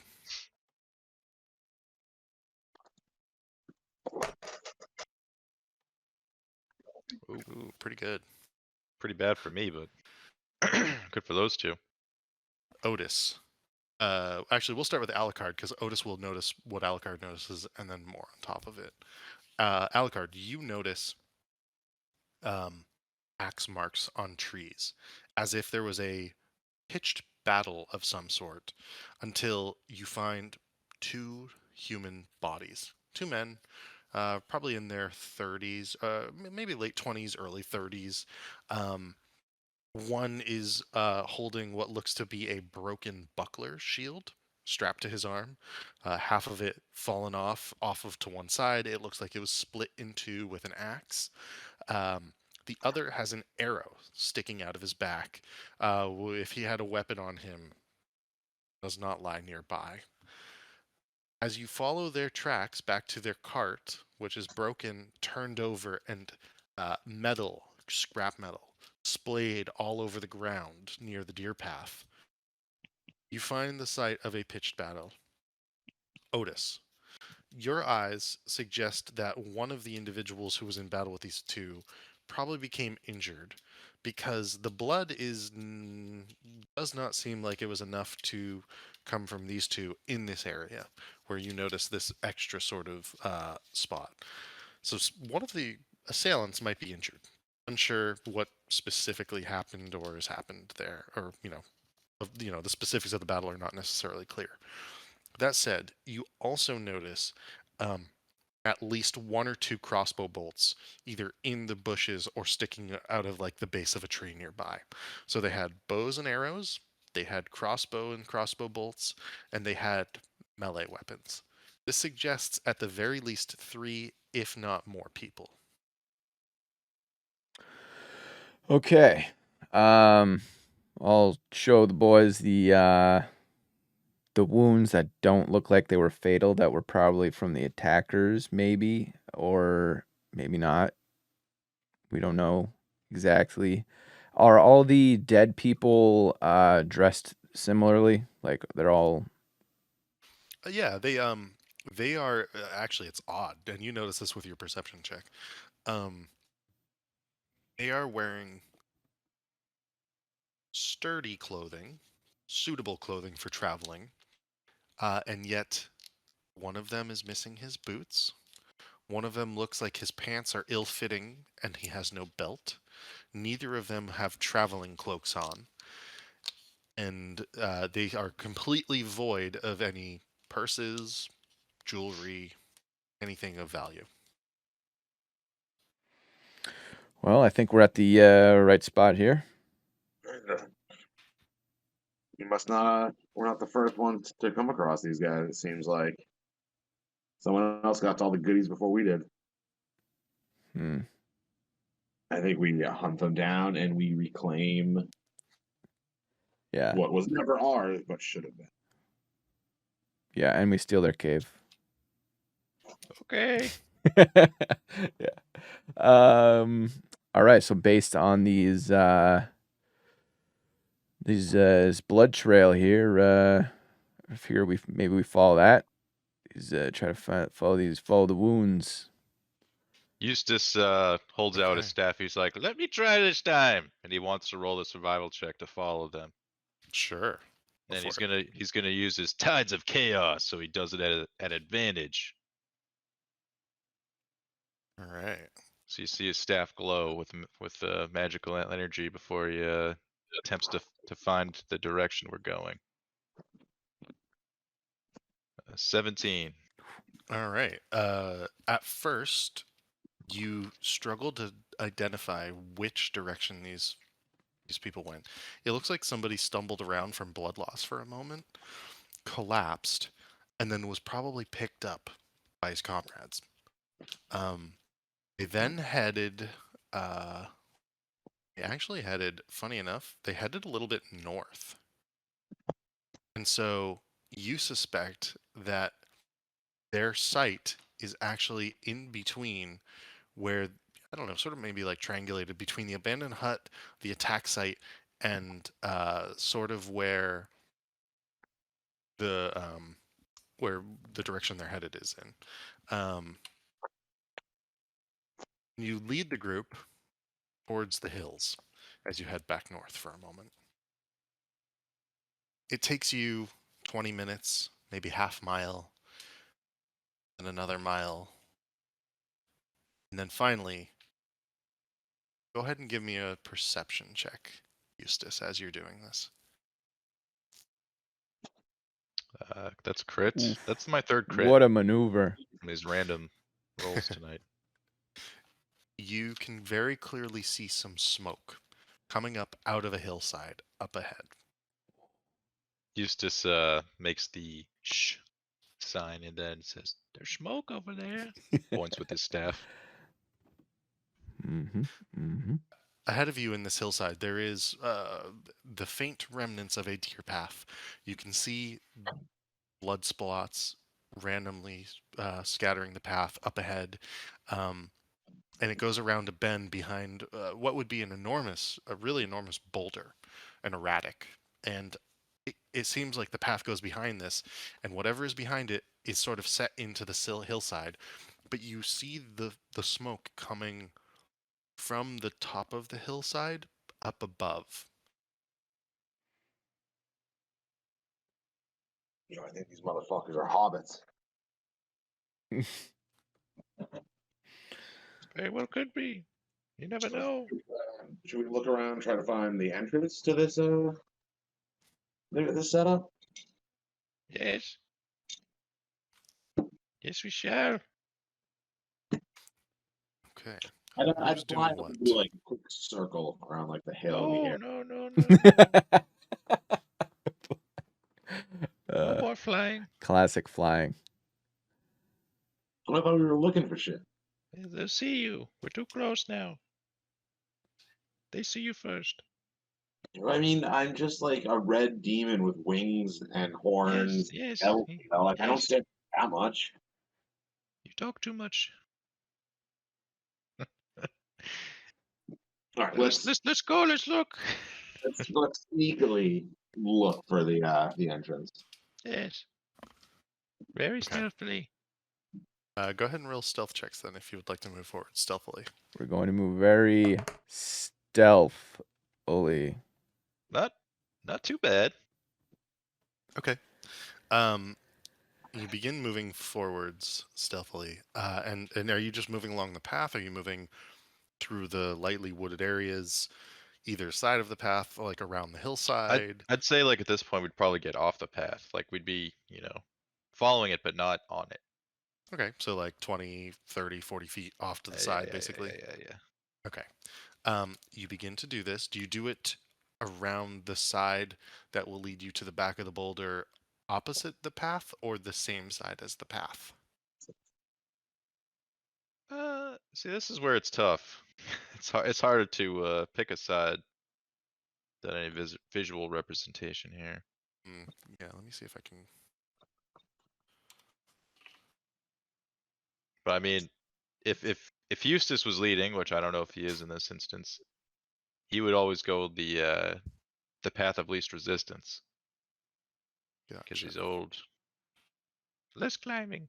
I guess now that we've found what we're looking for, Otis can get in front. Plus, if climbing's involved and stuff, I'm very athletic. And Eustace would jump on your back. Well, you don't have to jump on my back. I mean, I can pull you up. Like, I can climb up to a spot and then pull you up to it if I have to. Like I'll just give you a rope, like attached to you at the waist. I still have 6 feet left with my 10-foot pole too. You lose Ricardo? Did he just dump out? Seems like it. Gotcha.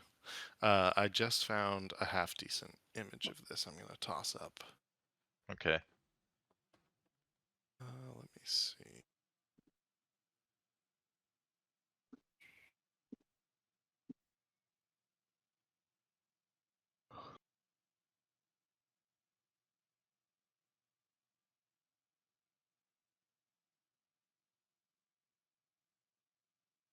So this is the one thing I don't love about this new owl bear is that it's kind of a pain in the ass.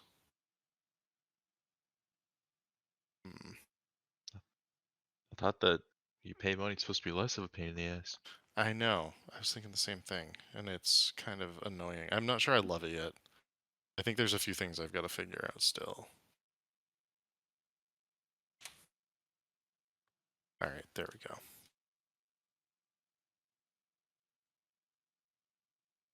This one, and then I will do this. Like, just to get like a new map in is like pretty annoying.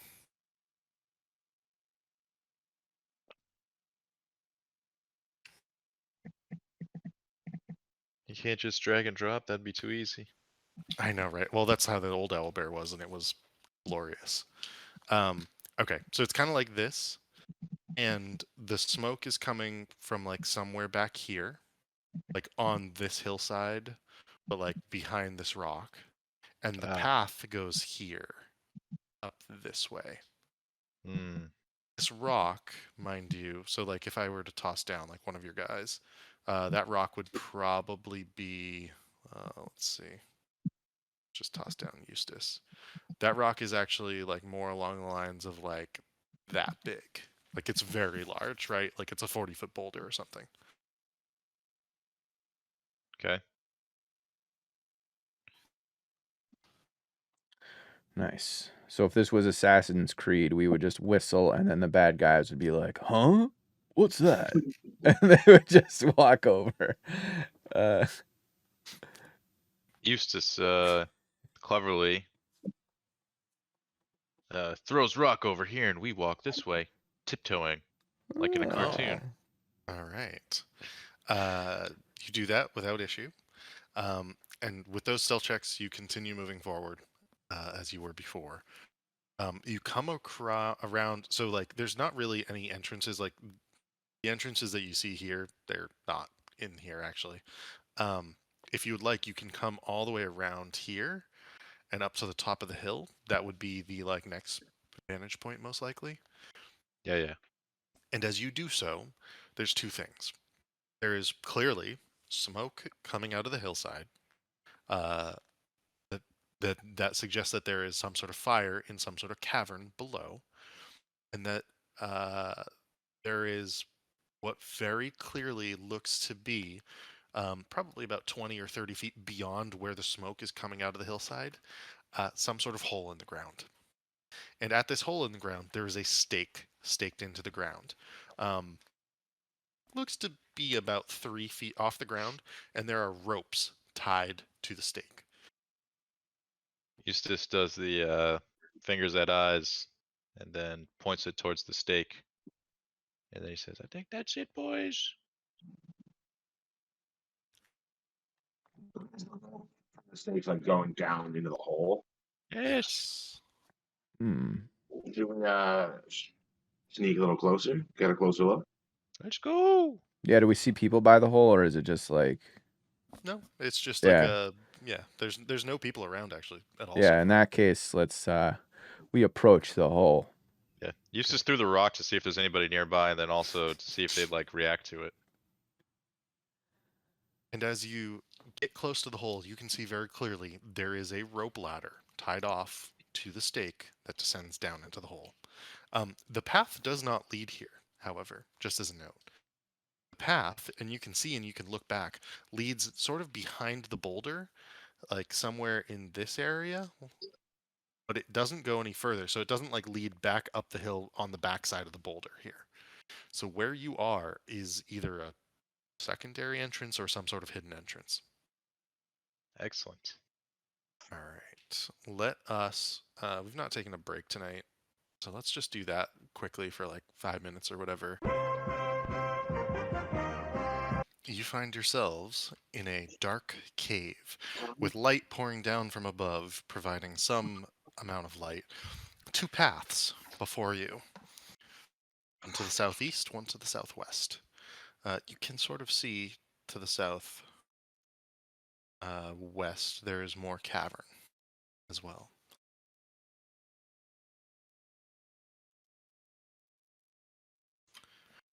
Where would you guys like to go? So the cave itself isn't lit? Not in this area, it is not. Okay. Could we maybe perhaps we could see signs of tracks? Well, if it's not lit, Otis can't see shit. Eustace and the devil mans, they can see. Yeah, I got that dark vision.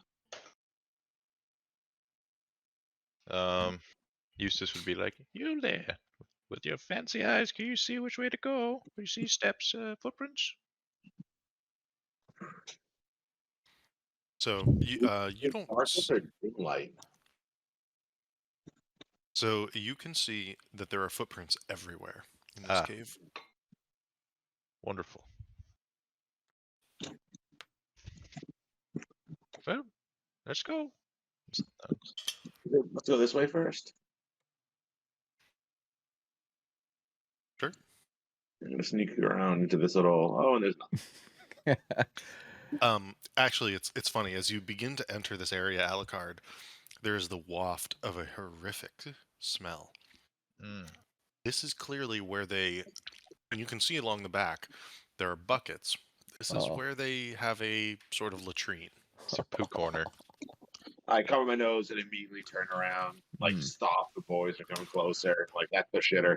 That's the shitter. We don't need to go in there. Okay. Okay, not that way. Let's Let's head down this way. let's try to keep our voices low. Yes, very quiet. We're very sneaky, okay? Oh, the shitter surprised me. It comes out around the corner. That's the shitter. That's the shitter. Don't go down there. There's shit. Uh, This is another dead end.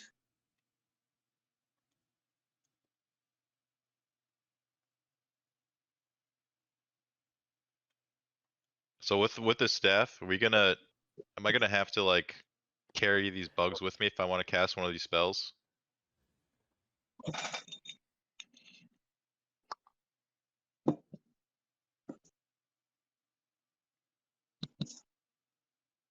Oh, DM on mute. Oh, sorry, I was on mute. The staff, you would have to carry the bugs with you, I believe, or like they can be a part of the staff, or like swirling around you or something. In regards to the path before you, what you can see is that it dips down below and is there's like a 3 or 4 foot drop before the path to the south continues onwards. There's also the path to the southeast.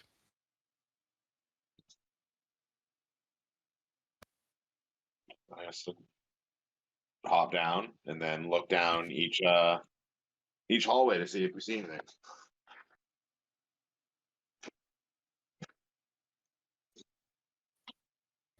Okay. The southern hallway has 2 things. So there's an opening to the southeast here that you can't see too much for. Oops. It's kind of annoying.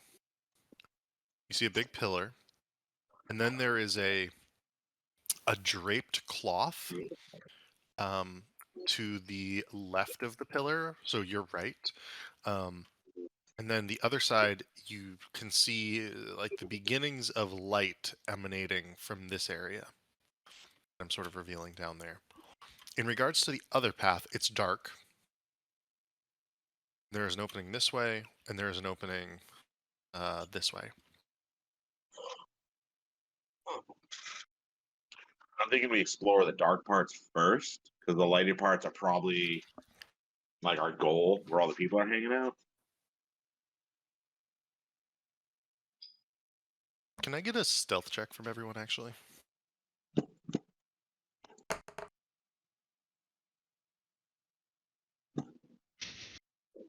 I was like almost hoping I rolled a 1 so they could come. Like, who's yelling about shit? Let's see. Okay. That's probably going to be good enough. You want to continue onward into the darkness down to the southeast? Before we go, Eustace wants to cast False Life on himself. This is my first time using a level 1 spell. I don't want to. What's gonna happen? There you go, 8. That's the max temp HP I can get. That's pretty humongous. More than doubling your total HP. And then I gotta roll a 1d4 for this. For the wild magic. Yeah, go for it. Oh, There it is. will you look at that? Go ahead and roll that D100. Let's hope it's not the I'm not even gonna say it. Eustace cast Fireball, center of himself. 93. I have no idea what that is. Let's see. Features. Wild Surge. 93. Your size increases by one size category for the next minute. It is hard for you to move through this cavern in that size. You are going to have to move at half speed. Eustace all of a sudden gets fucking big.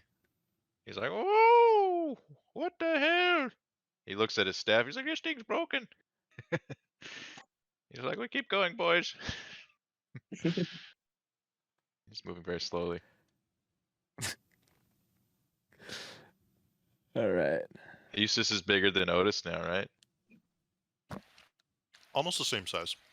A little bigger, but Eustace looks down on Otis and he's like, oh, you're not so big now. And Otis doesn't say anything because they were supposed to be stealth going through a cave. all right. Let me reveal a little bit more here. It's not my fault my wild magic made me big. Well, it didn't make you continue to talk, Eustace. No, Right, with big ass giant lungs, just making a racket. I keep keeping my voice down, okay?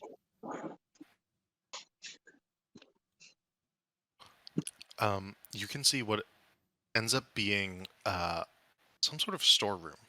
There are barrels here off to the right, food barrels basically lining the walls. Some are marked water, some are marked grain, dried fruit, so on and so forth. Let's loot some food, I guess. Let's clear Yeah, the cave let's not before do we that. loot. Since you have an ability where we get free food. True. But like, I mean, I could have made a fancier dinner. But fine, We can worry about dinner after we fight, guys. we'll eat like peasants. Let's continue on.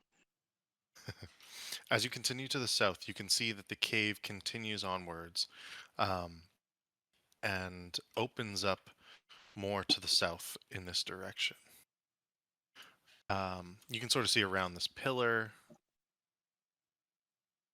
and it opens in two directions here, one to the east and one to the south once again. Let me know when that minute has passed. I'll look around this corner. Okay. This seems to go to a dead end eventually. Let me open that up for you so you can see. This goes to an area that looks like it should go deeper into the hillside, but it does just dead end into a rock slide. Eustace, as you come around the corner, you eventually begin to shrink back to your normal size.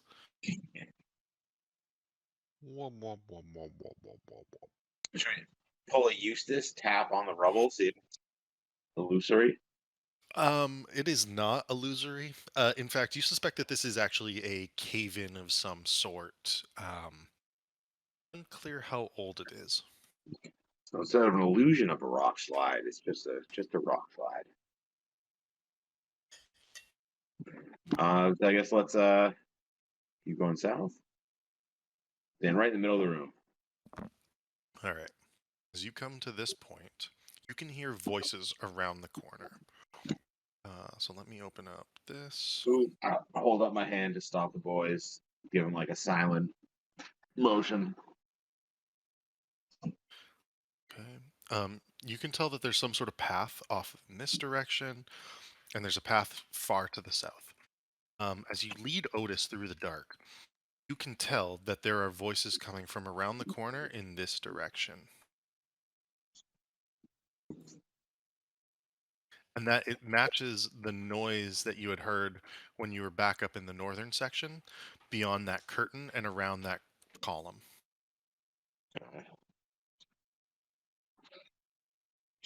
What do you guys think? Should we explore like down here a little bit, or should we like head to the baddies?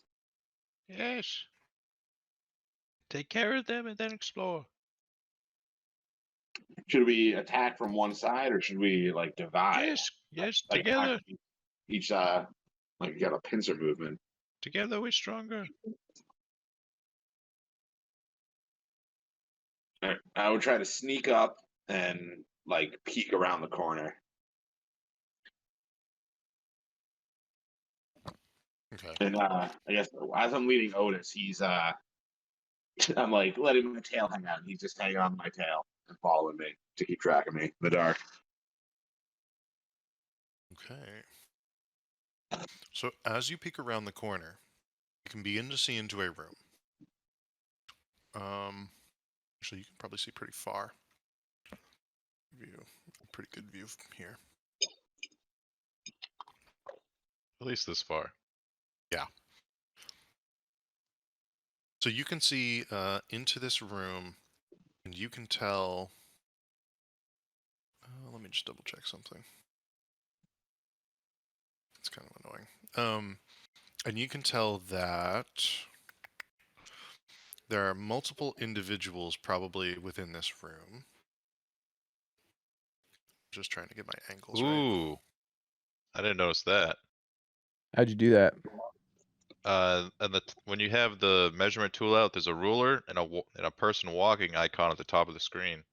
Click the person walking, it does this instead. That's cool. Yeah. Oh, and it doesn't stay behind. Yeah. Better than the ruler. Oh, Oh. It's being Oh, wait. Oh, That's wow. cool. Hold on, if I let go, does it snap back? No, okay. That's still cool. It is cool, yeah. Alright, sorry. No. That gives me time to get this guy. Playing with, and it snaps you in the grid too when you like that. Like you have to stay on the squares when you move. Does Eustace want to like open with a spell, or should we just fucking Leroy Jenkins?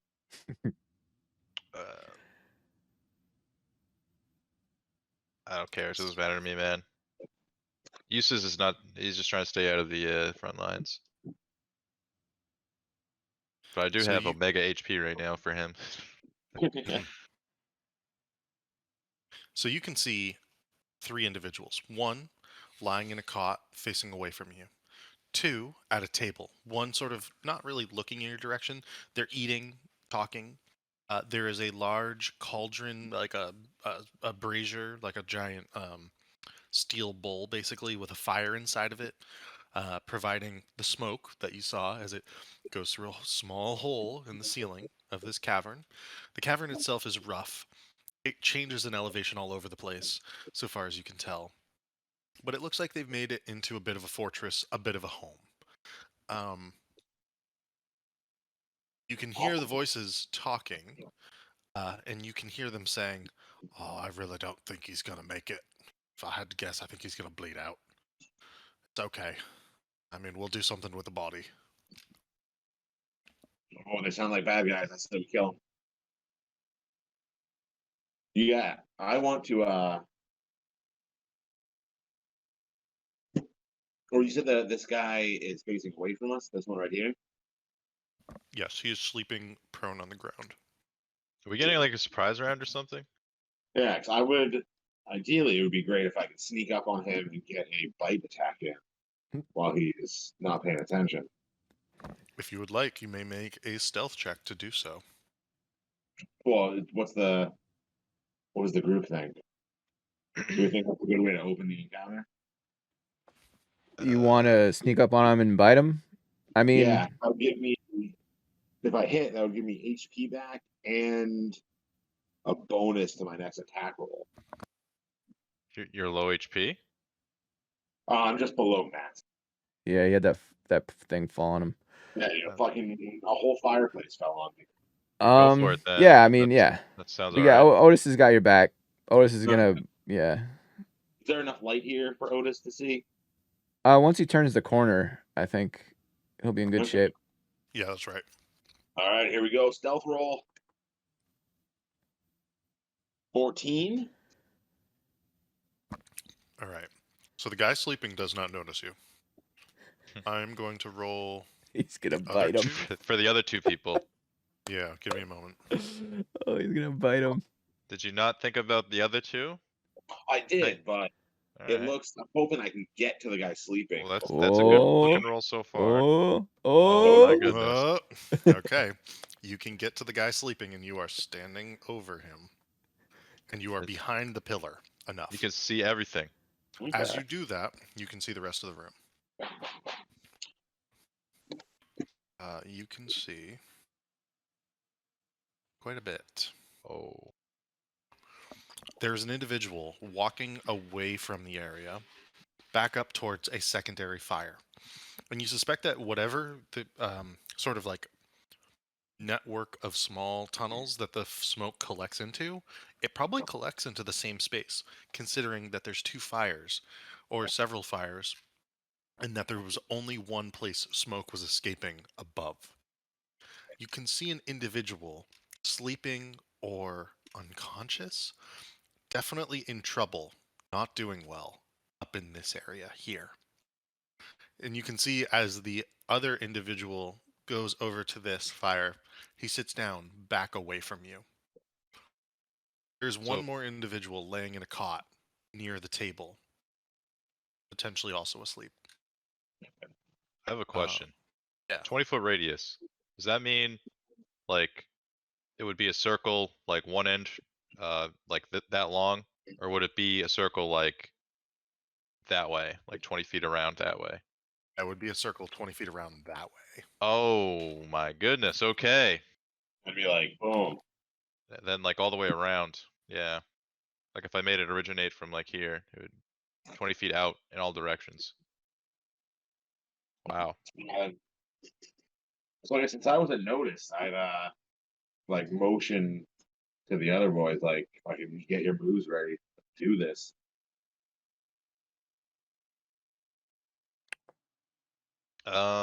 So I don't know if you guys want to like position So you'd yourselves. motion for us to like enter?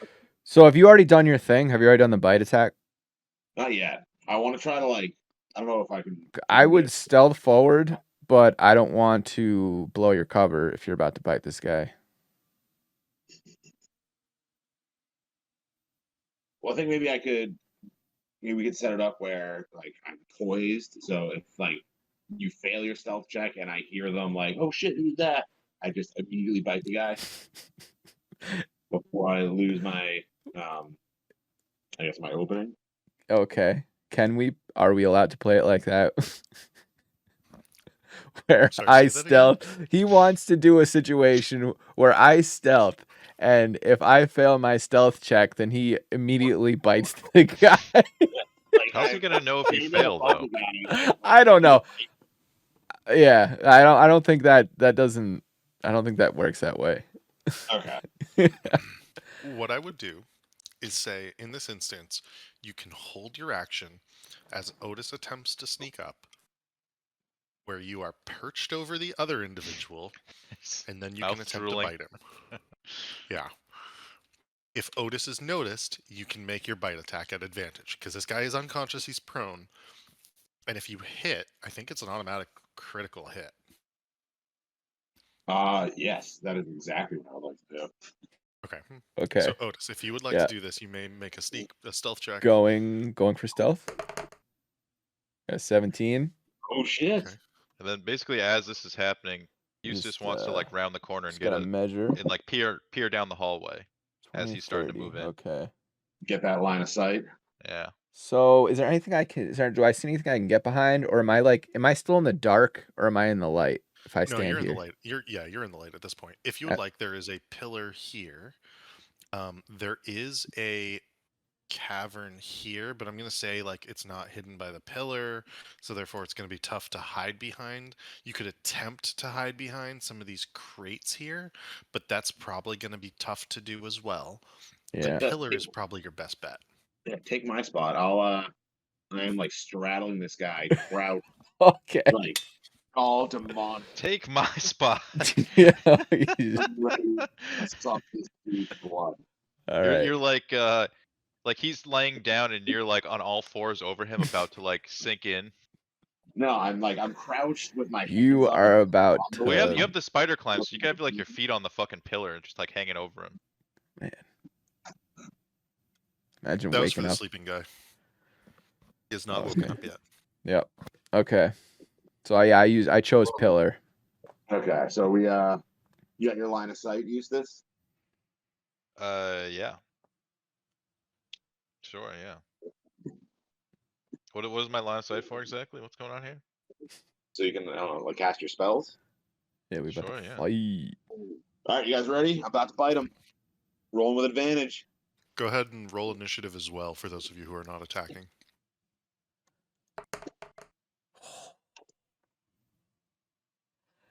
Oh, that's a critical initiative. Yes. We are That's a hit. on. You're on it. That is a critical hit, Alucard. Yeah, that's the 4th or 5th crit of the night for me. That would be. That just doubles the die he used, right? So it'd be Mhm. 2d4 plus. And then is it if it's +3 normally it would be +6? No, it would still be +3. Okay, so 2d4 plus 3. So 9 damage. Okay. Let me roll something. And then what do you get in Or- return for HP? Whatever my bite damage is, I get that amount HP back. So it's like perfect that this guy was like sleeping. And then I also get a +9 on my next attack roll. So the bite did- fucking set me up. So that does that mean it has to be like could it be like a spell? It could be a spell if it's an attack. Yeah.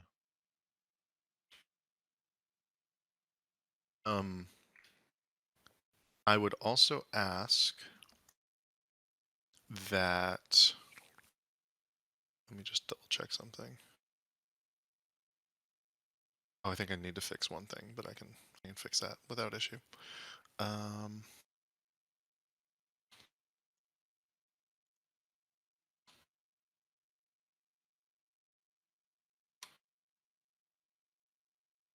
Would be so.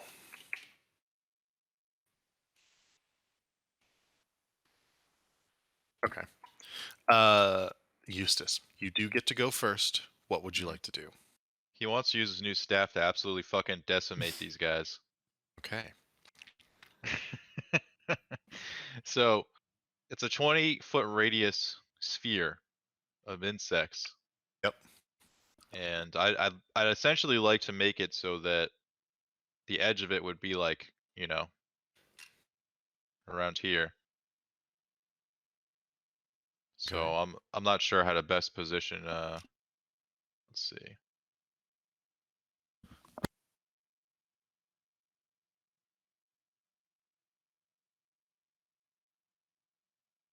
It's a little hard to see the lines here.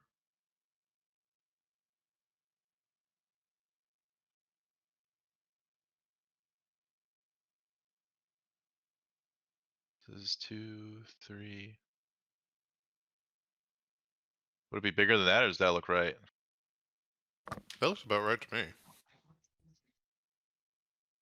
I think it'd be like that. Yeah, this is 40 foot. Yeah, because it'd be 20 in each way from the center, so 40 across. All right, so that's basically what it looks like, and I think I could probably move this around, right? Yes. Oh, that's pretty cool. Okay. So, I'd probably make it like. Should I? Well, I guess I We're- can only see these ones for now, so I'd probably do it like this, because I'd be. And the guy in like the top, the guy at the top is the wounded one. What guy at the top? I would also say, Eustace, you need to move to be able to see that. Like the you g- probably you probably need to be like here to be able to see this middle point. Okay. Yeah, I'd move as far as I need to here. Let's use the new. Or just like here? Yeah, that works. Okay. So I'd still have 5 feet of movement. And I'd go there, cast the spell. I'd say, alright, let's see how you like that now. And yeah, I still have 1 more movement, so. I'd use that to get behind Comrade here. And I guess I gotta take the charges off my staff. What do I need to roll? 2, 3, 4, 5. You need to roll con saving throw for all these mans, and then I need to roll 4d10.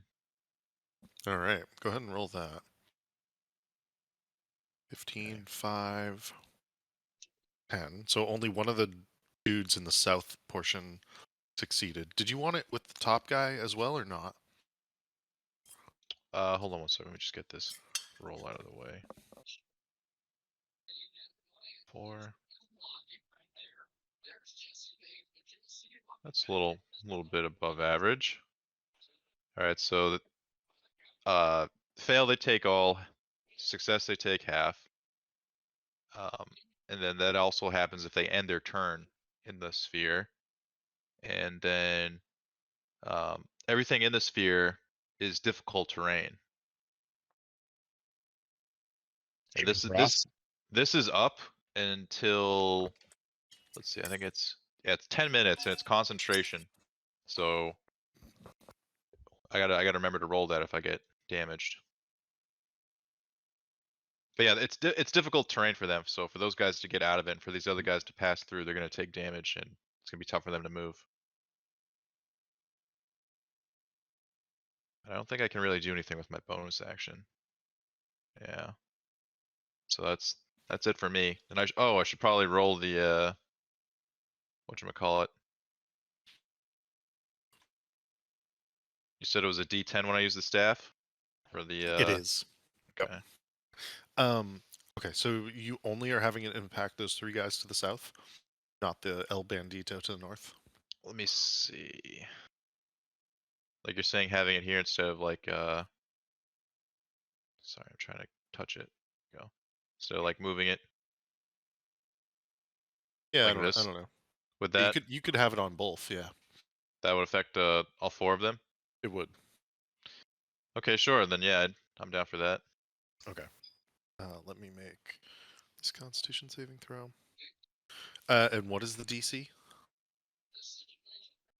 The DC is con 13. So only one of the banditos made it in the south. He still died. And the guy El Bandito in the north did make it, so he will take half damage. Okay. These guys are all dead. Damn. Yeah, I told you this fucking spell was no joke, man. I can't believe that was what ended up like rolling on that random table. It Yeah, was like pretty sweet. and All right. can Go on, Grove. I like move it around, or is it just gonna be like stuck there? I think it's stuck there. Okay, because it would say that in the description if I could move it, right? I think so. I would have to double check it. Yeah, let me double check. Point you choose. Spear remains for the duration. Yeah, Yeah. it stays in that point. Cool. Okay, that's fine then. I'm cool with that. Okay. Otis. Yeah. So circle difficult terrain, right? Hustis would tell you do not enter it.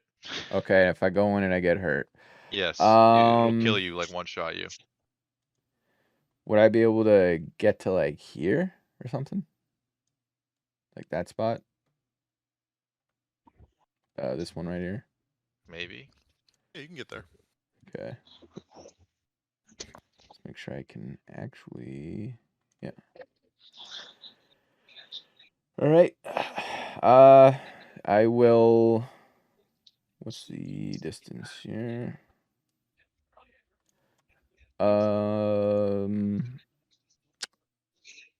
Throw a javelin at the guy. El Bandito. I'm gonna say he's obscured, and therefore your attack roll is gonna be at disadvantage. Okay.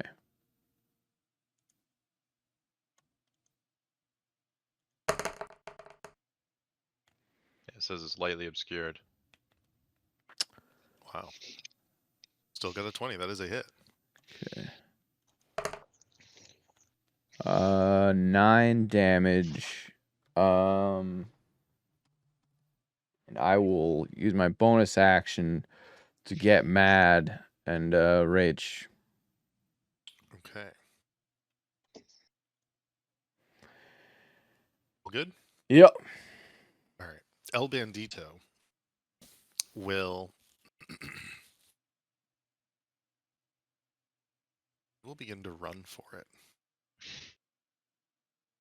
And I'm just gonna like obscure up top here. Yeah, I didn't think about that. I should have tried to block them from going up north too. Don't know what's going on up here. Just gonna obscure that. Oh, right, we have a nemesis now. He's gonna hunt us down.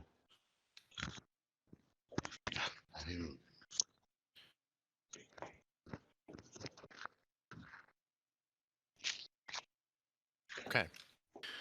He has run off, and you do not see him anymore. Nobody sees him anymore. The guy to the south of you, Alucard, what would you like to do? I'm gonna smash this guy's face with my Morning Star. Let's see. Did you not bite him? Oh no, you did bite him. You did a bunch of damage to him. Sorry. Yeah, that was my first attack. Is he still prone? He is still prone. Ooh, so I get advantage and then a +9 to my attack. Okay. So let's see.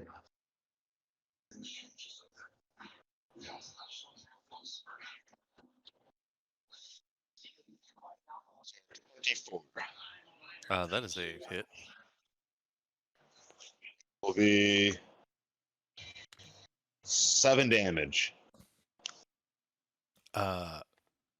That does. So go ahead and you can still do. Let me see.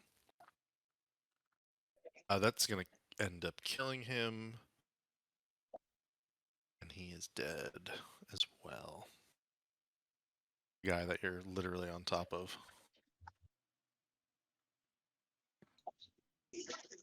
Anything happened when I hit him with the Morning Star that had that fancy ass ruby attached to it?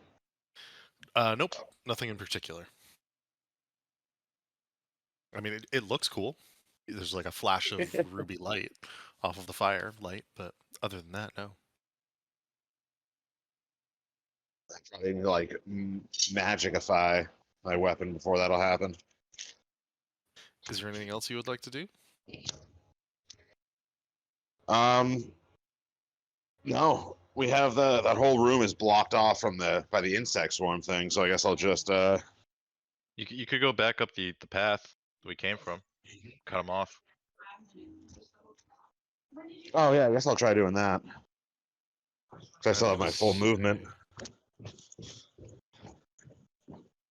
I'm gonna say that you don't fully know that unless Otis like yelled it, you wouldn't fully know that like that guy ran off. Oh, true. In that case, then I guess I'll just come to like the edge of the insect swarm over here. Okay. And you can see the insects like swarming over these guys' dead bodies.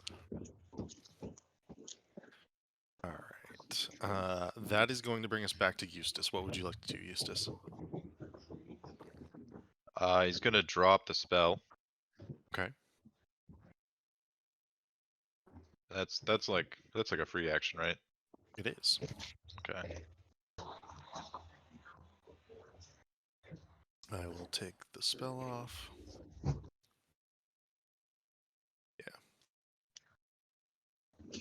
And so you can see this room, and there is no guy now. I can't see this fella here. No, you can see that guy there. He is unconscious on the ground. It looks like he's heavily bandaged. Not doing Oh, well. okay. So then move 5, 10, 15, 20. Just be like, oh, it looks like that other guy's gone. Maybe we get after him.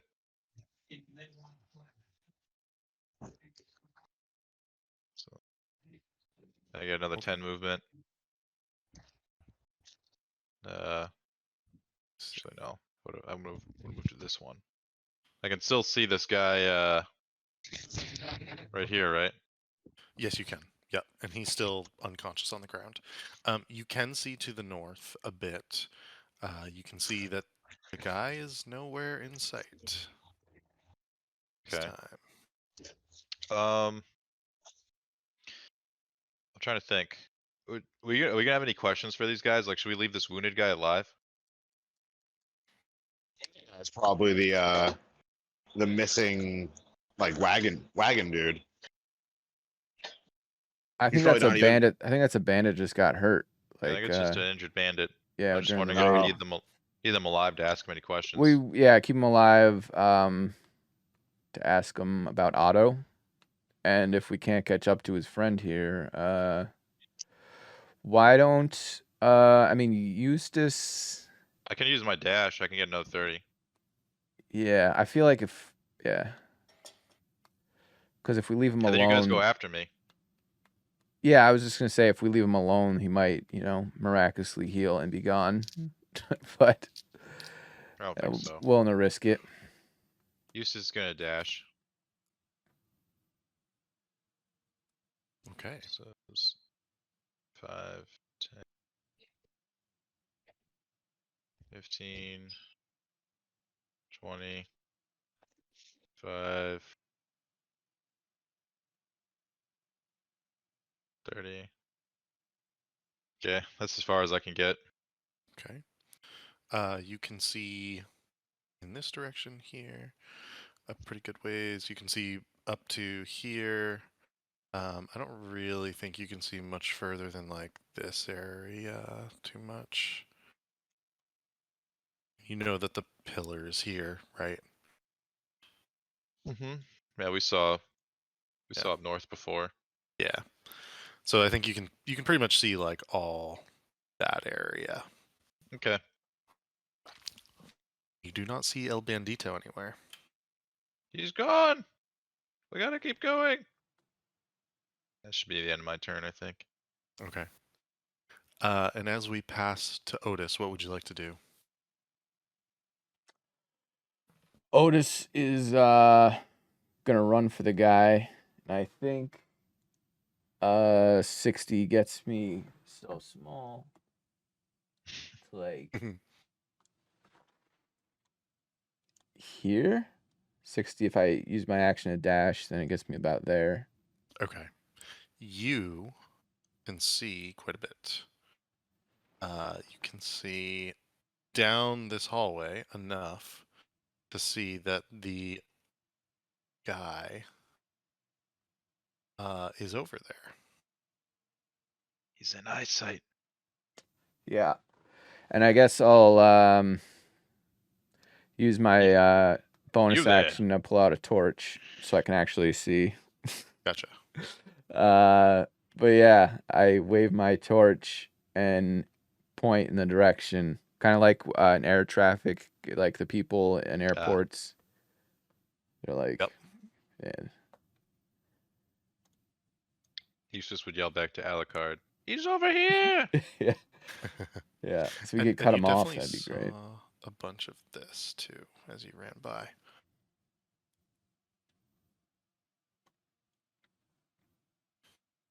All right. It is going to be his turn. Gosh. What is he gonna do?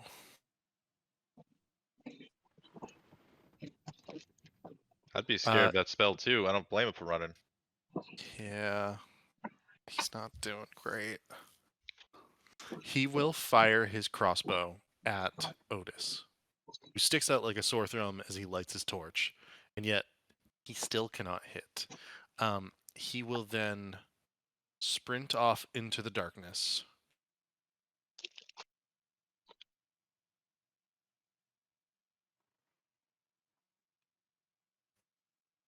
To this location. Go ahead, Alucard. What would you like to do? I guess I saw them run on that or up north, so I guess I'll Instead, let's see, 35, and then I guess I will dash for another 15, and then 20 feet north. Okay, hold on. I'll open it up for you. Oh, Hey, you can oh. see him. If you get within range, then you get an opportunity attack if he runs out of your, Oh yeah, so can I get close enough to him? I can. Can. So I will move up and I will engage with him. Okay. And as you do so, more of the room opens back up. Same as before. So you can see everything going on here. Okay. It will be Eustace's turn. What would you like to do? I'm gonna move my little, my footsies. Just get moving here. It's 5, 10, 15, 20, 25, 30. I'm gonna dash. 5, 10. Good. 5, 10, 15, 20, 25, 30. Okay. I can get there. Okay. And you can see him within range at this point. 'Kay. Otis, how about you? Oh yeah, I'm gonna follow. Yeah, 30 gets you to where I am now. Eustace. 15. Well, it'd be 15 for me to you. And then.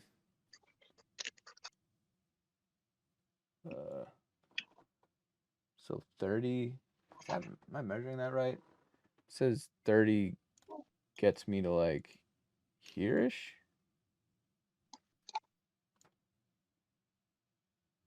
I think. Let me check. Here, let me.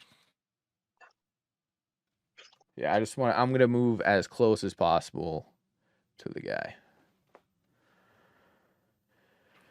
And are we going for the kill or are we I think you can get there. That's Yeah, there's the one injured back in the room that we can question. Well, this one yeah. perhaps looks like the leader, so Yeah, I would ask I would ask this guy if he is Otto. Oh, you would ask him if he's Otto? Yeah, I Go want ahead to and ask him if he's make a persuasion roll at, or intimidation, it's up to you, at advantage. Okay. looks the same for you. Yep.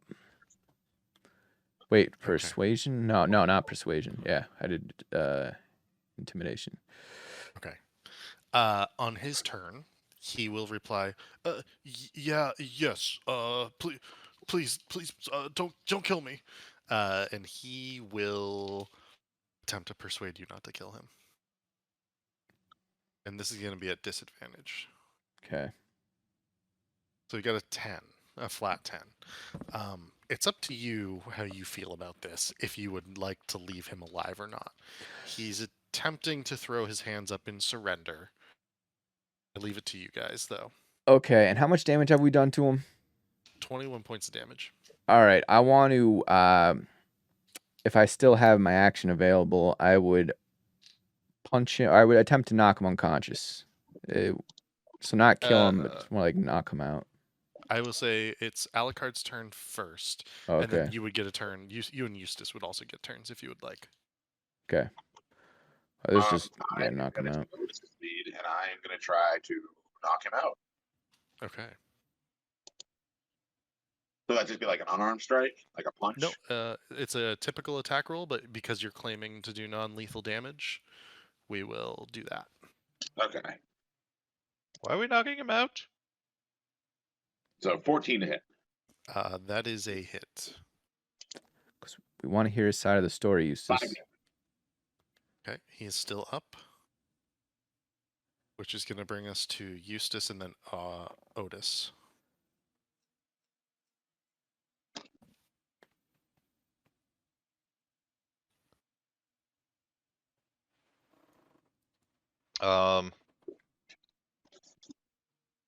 So we want to knock him out. Why?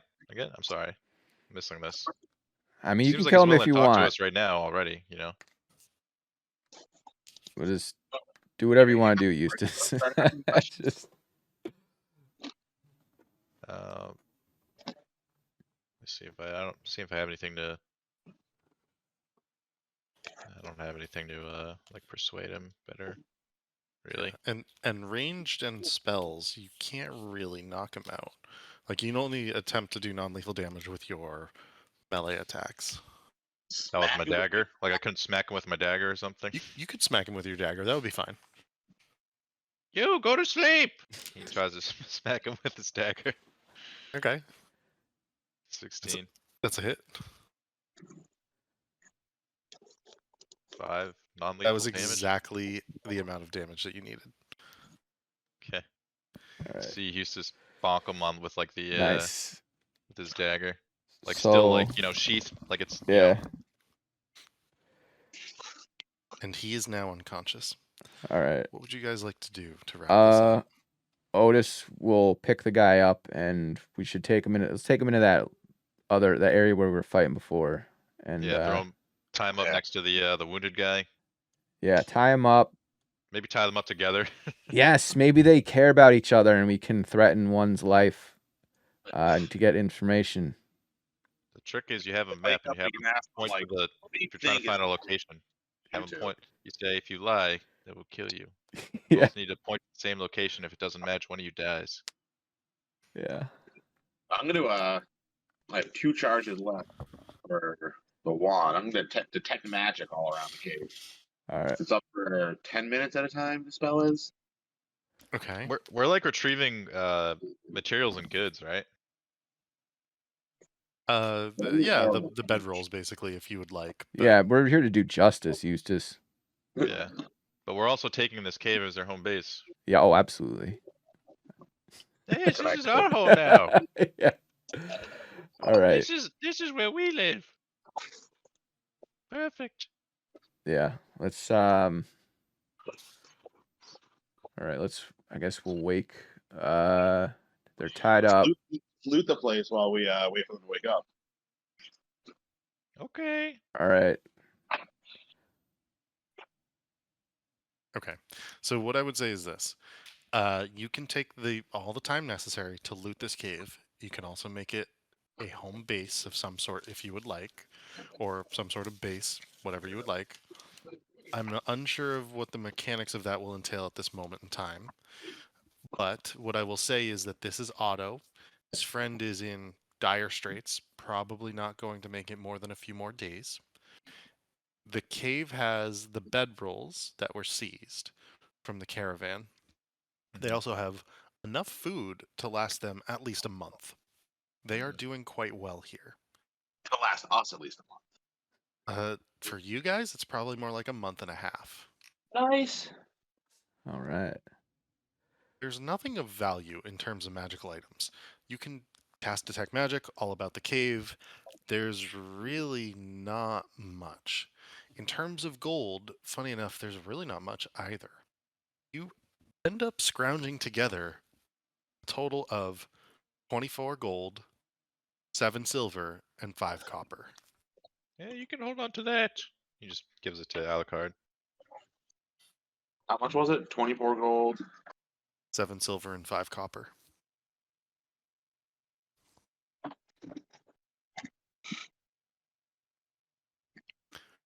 That said, all of you get enough XP. I'm going to give you 250 XP each, which I believe gets you to level 2.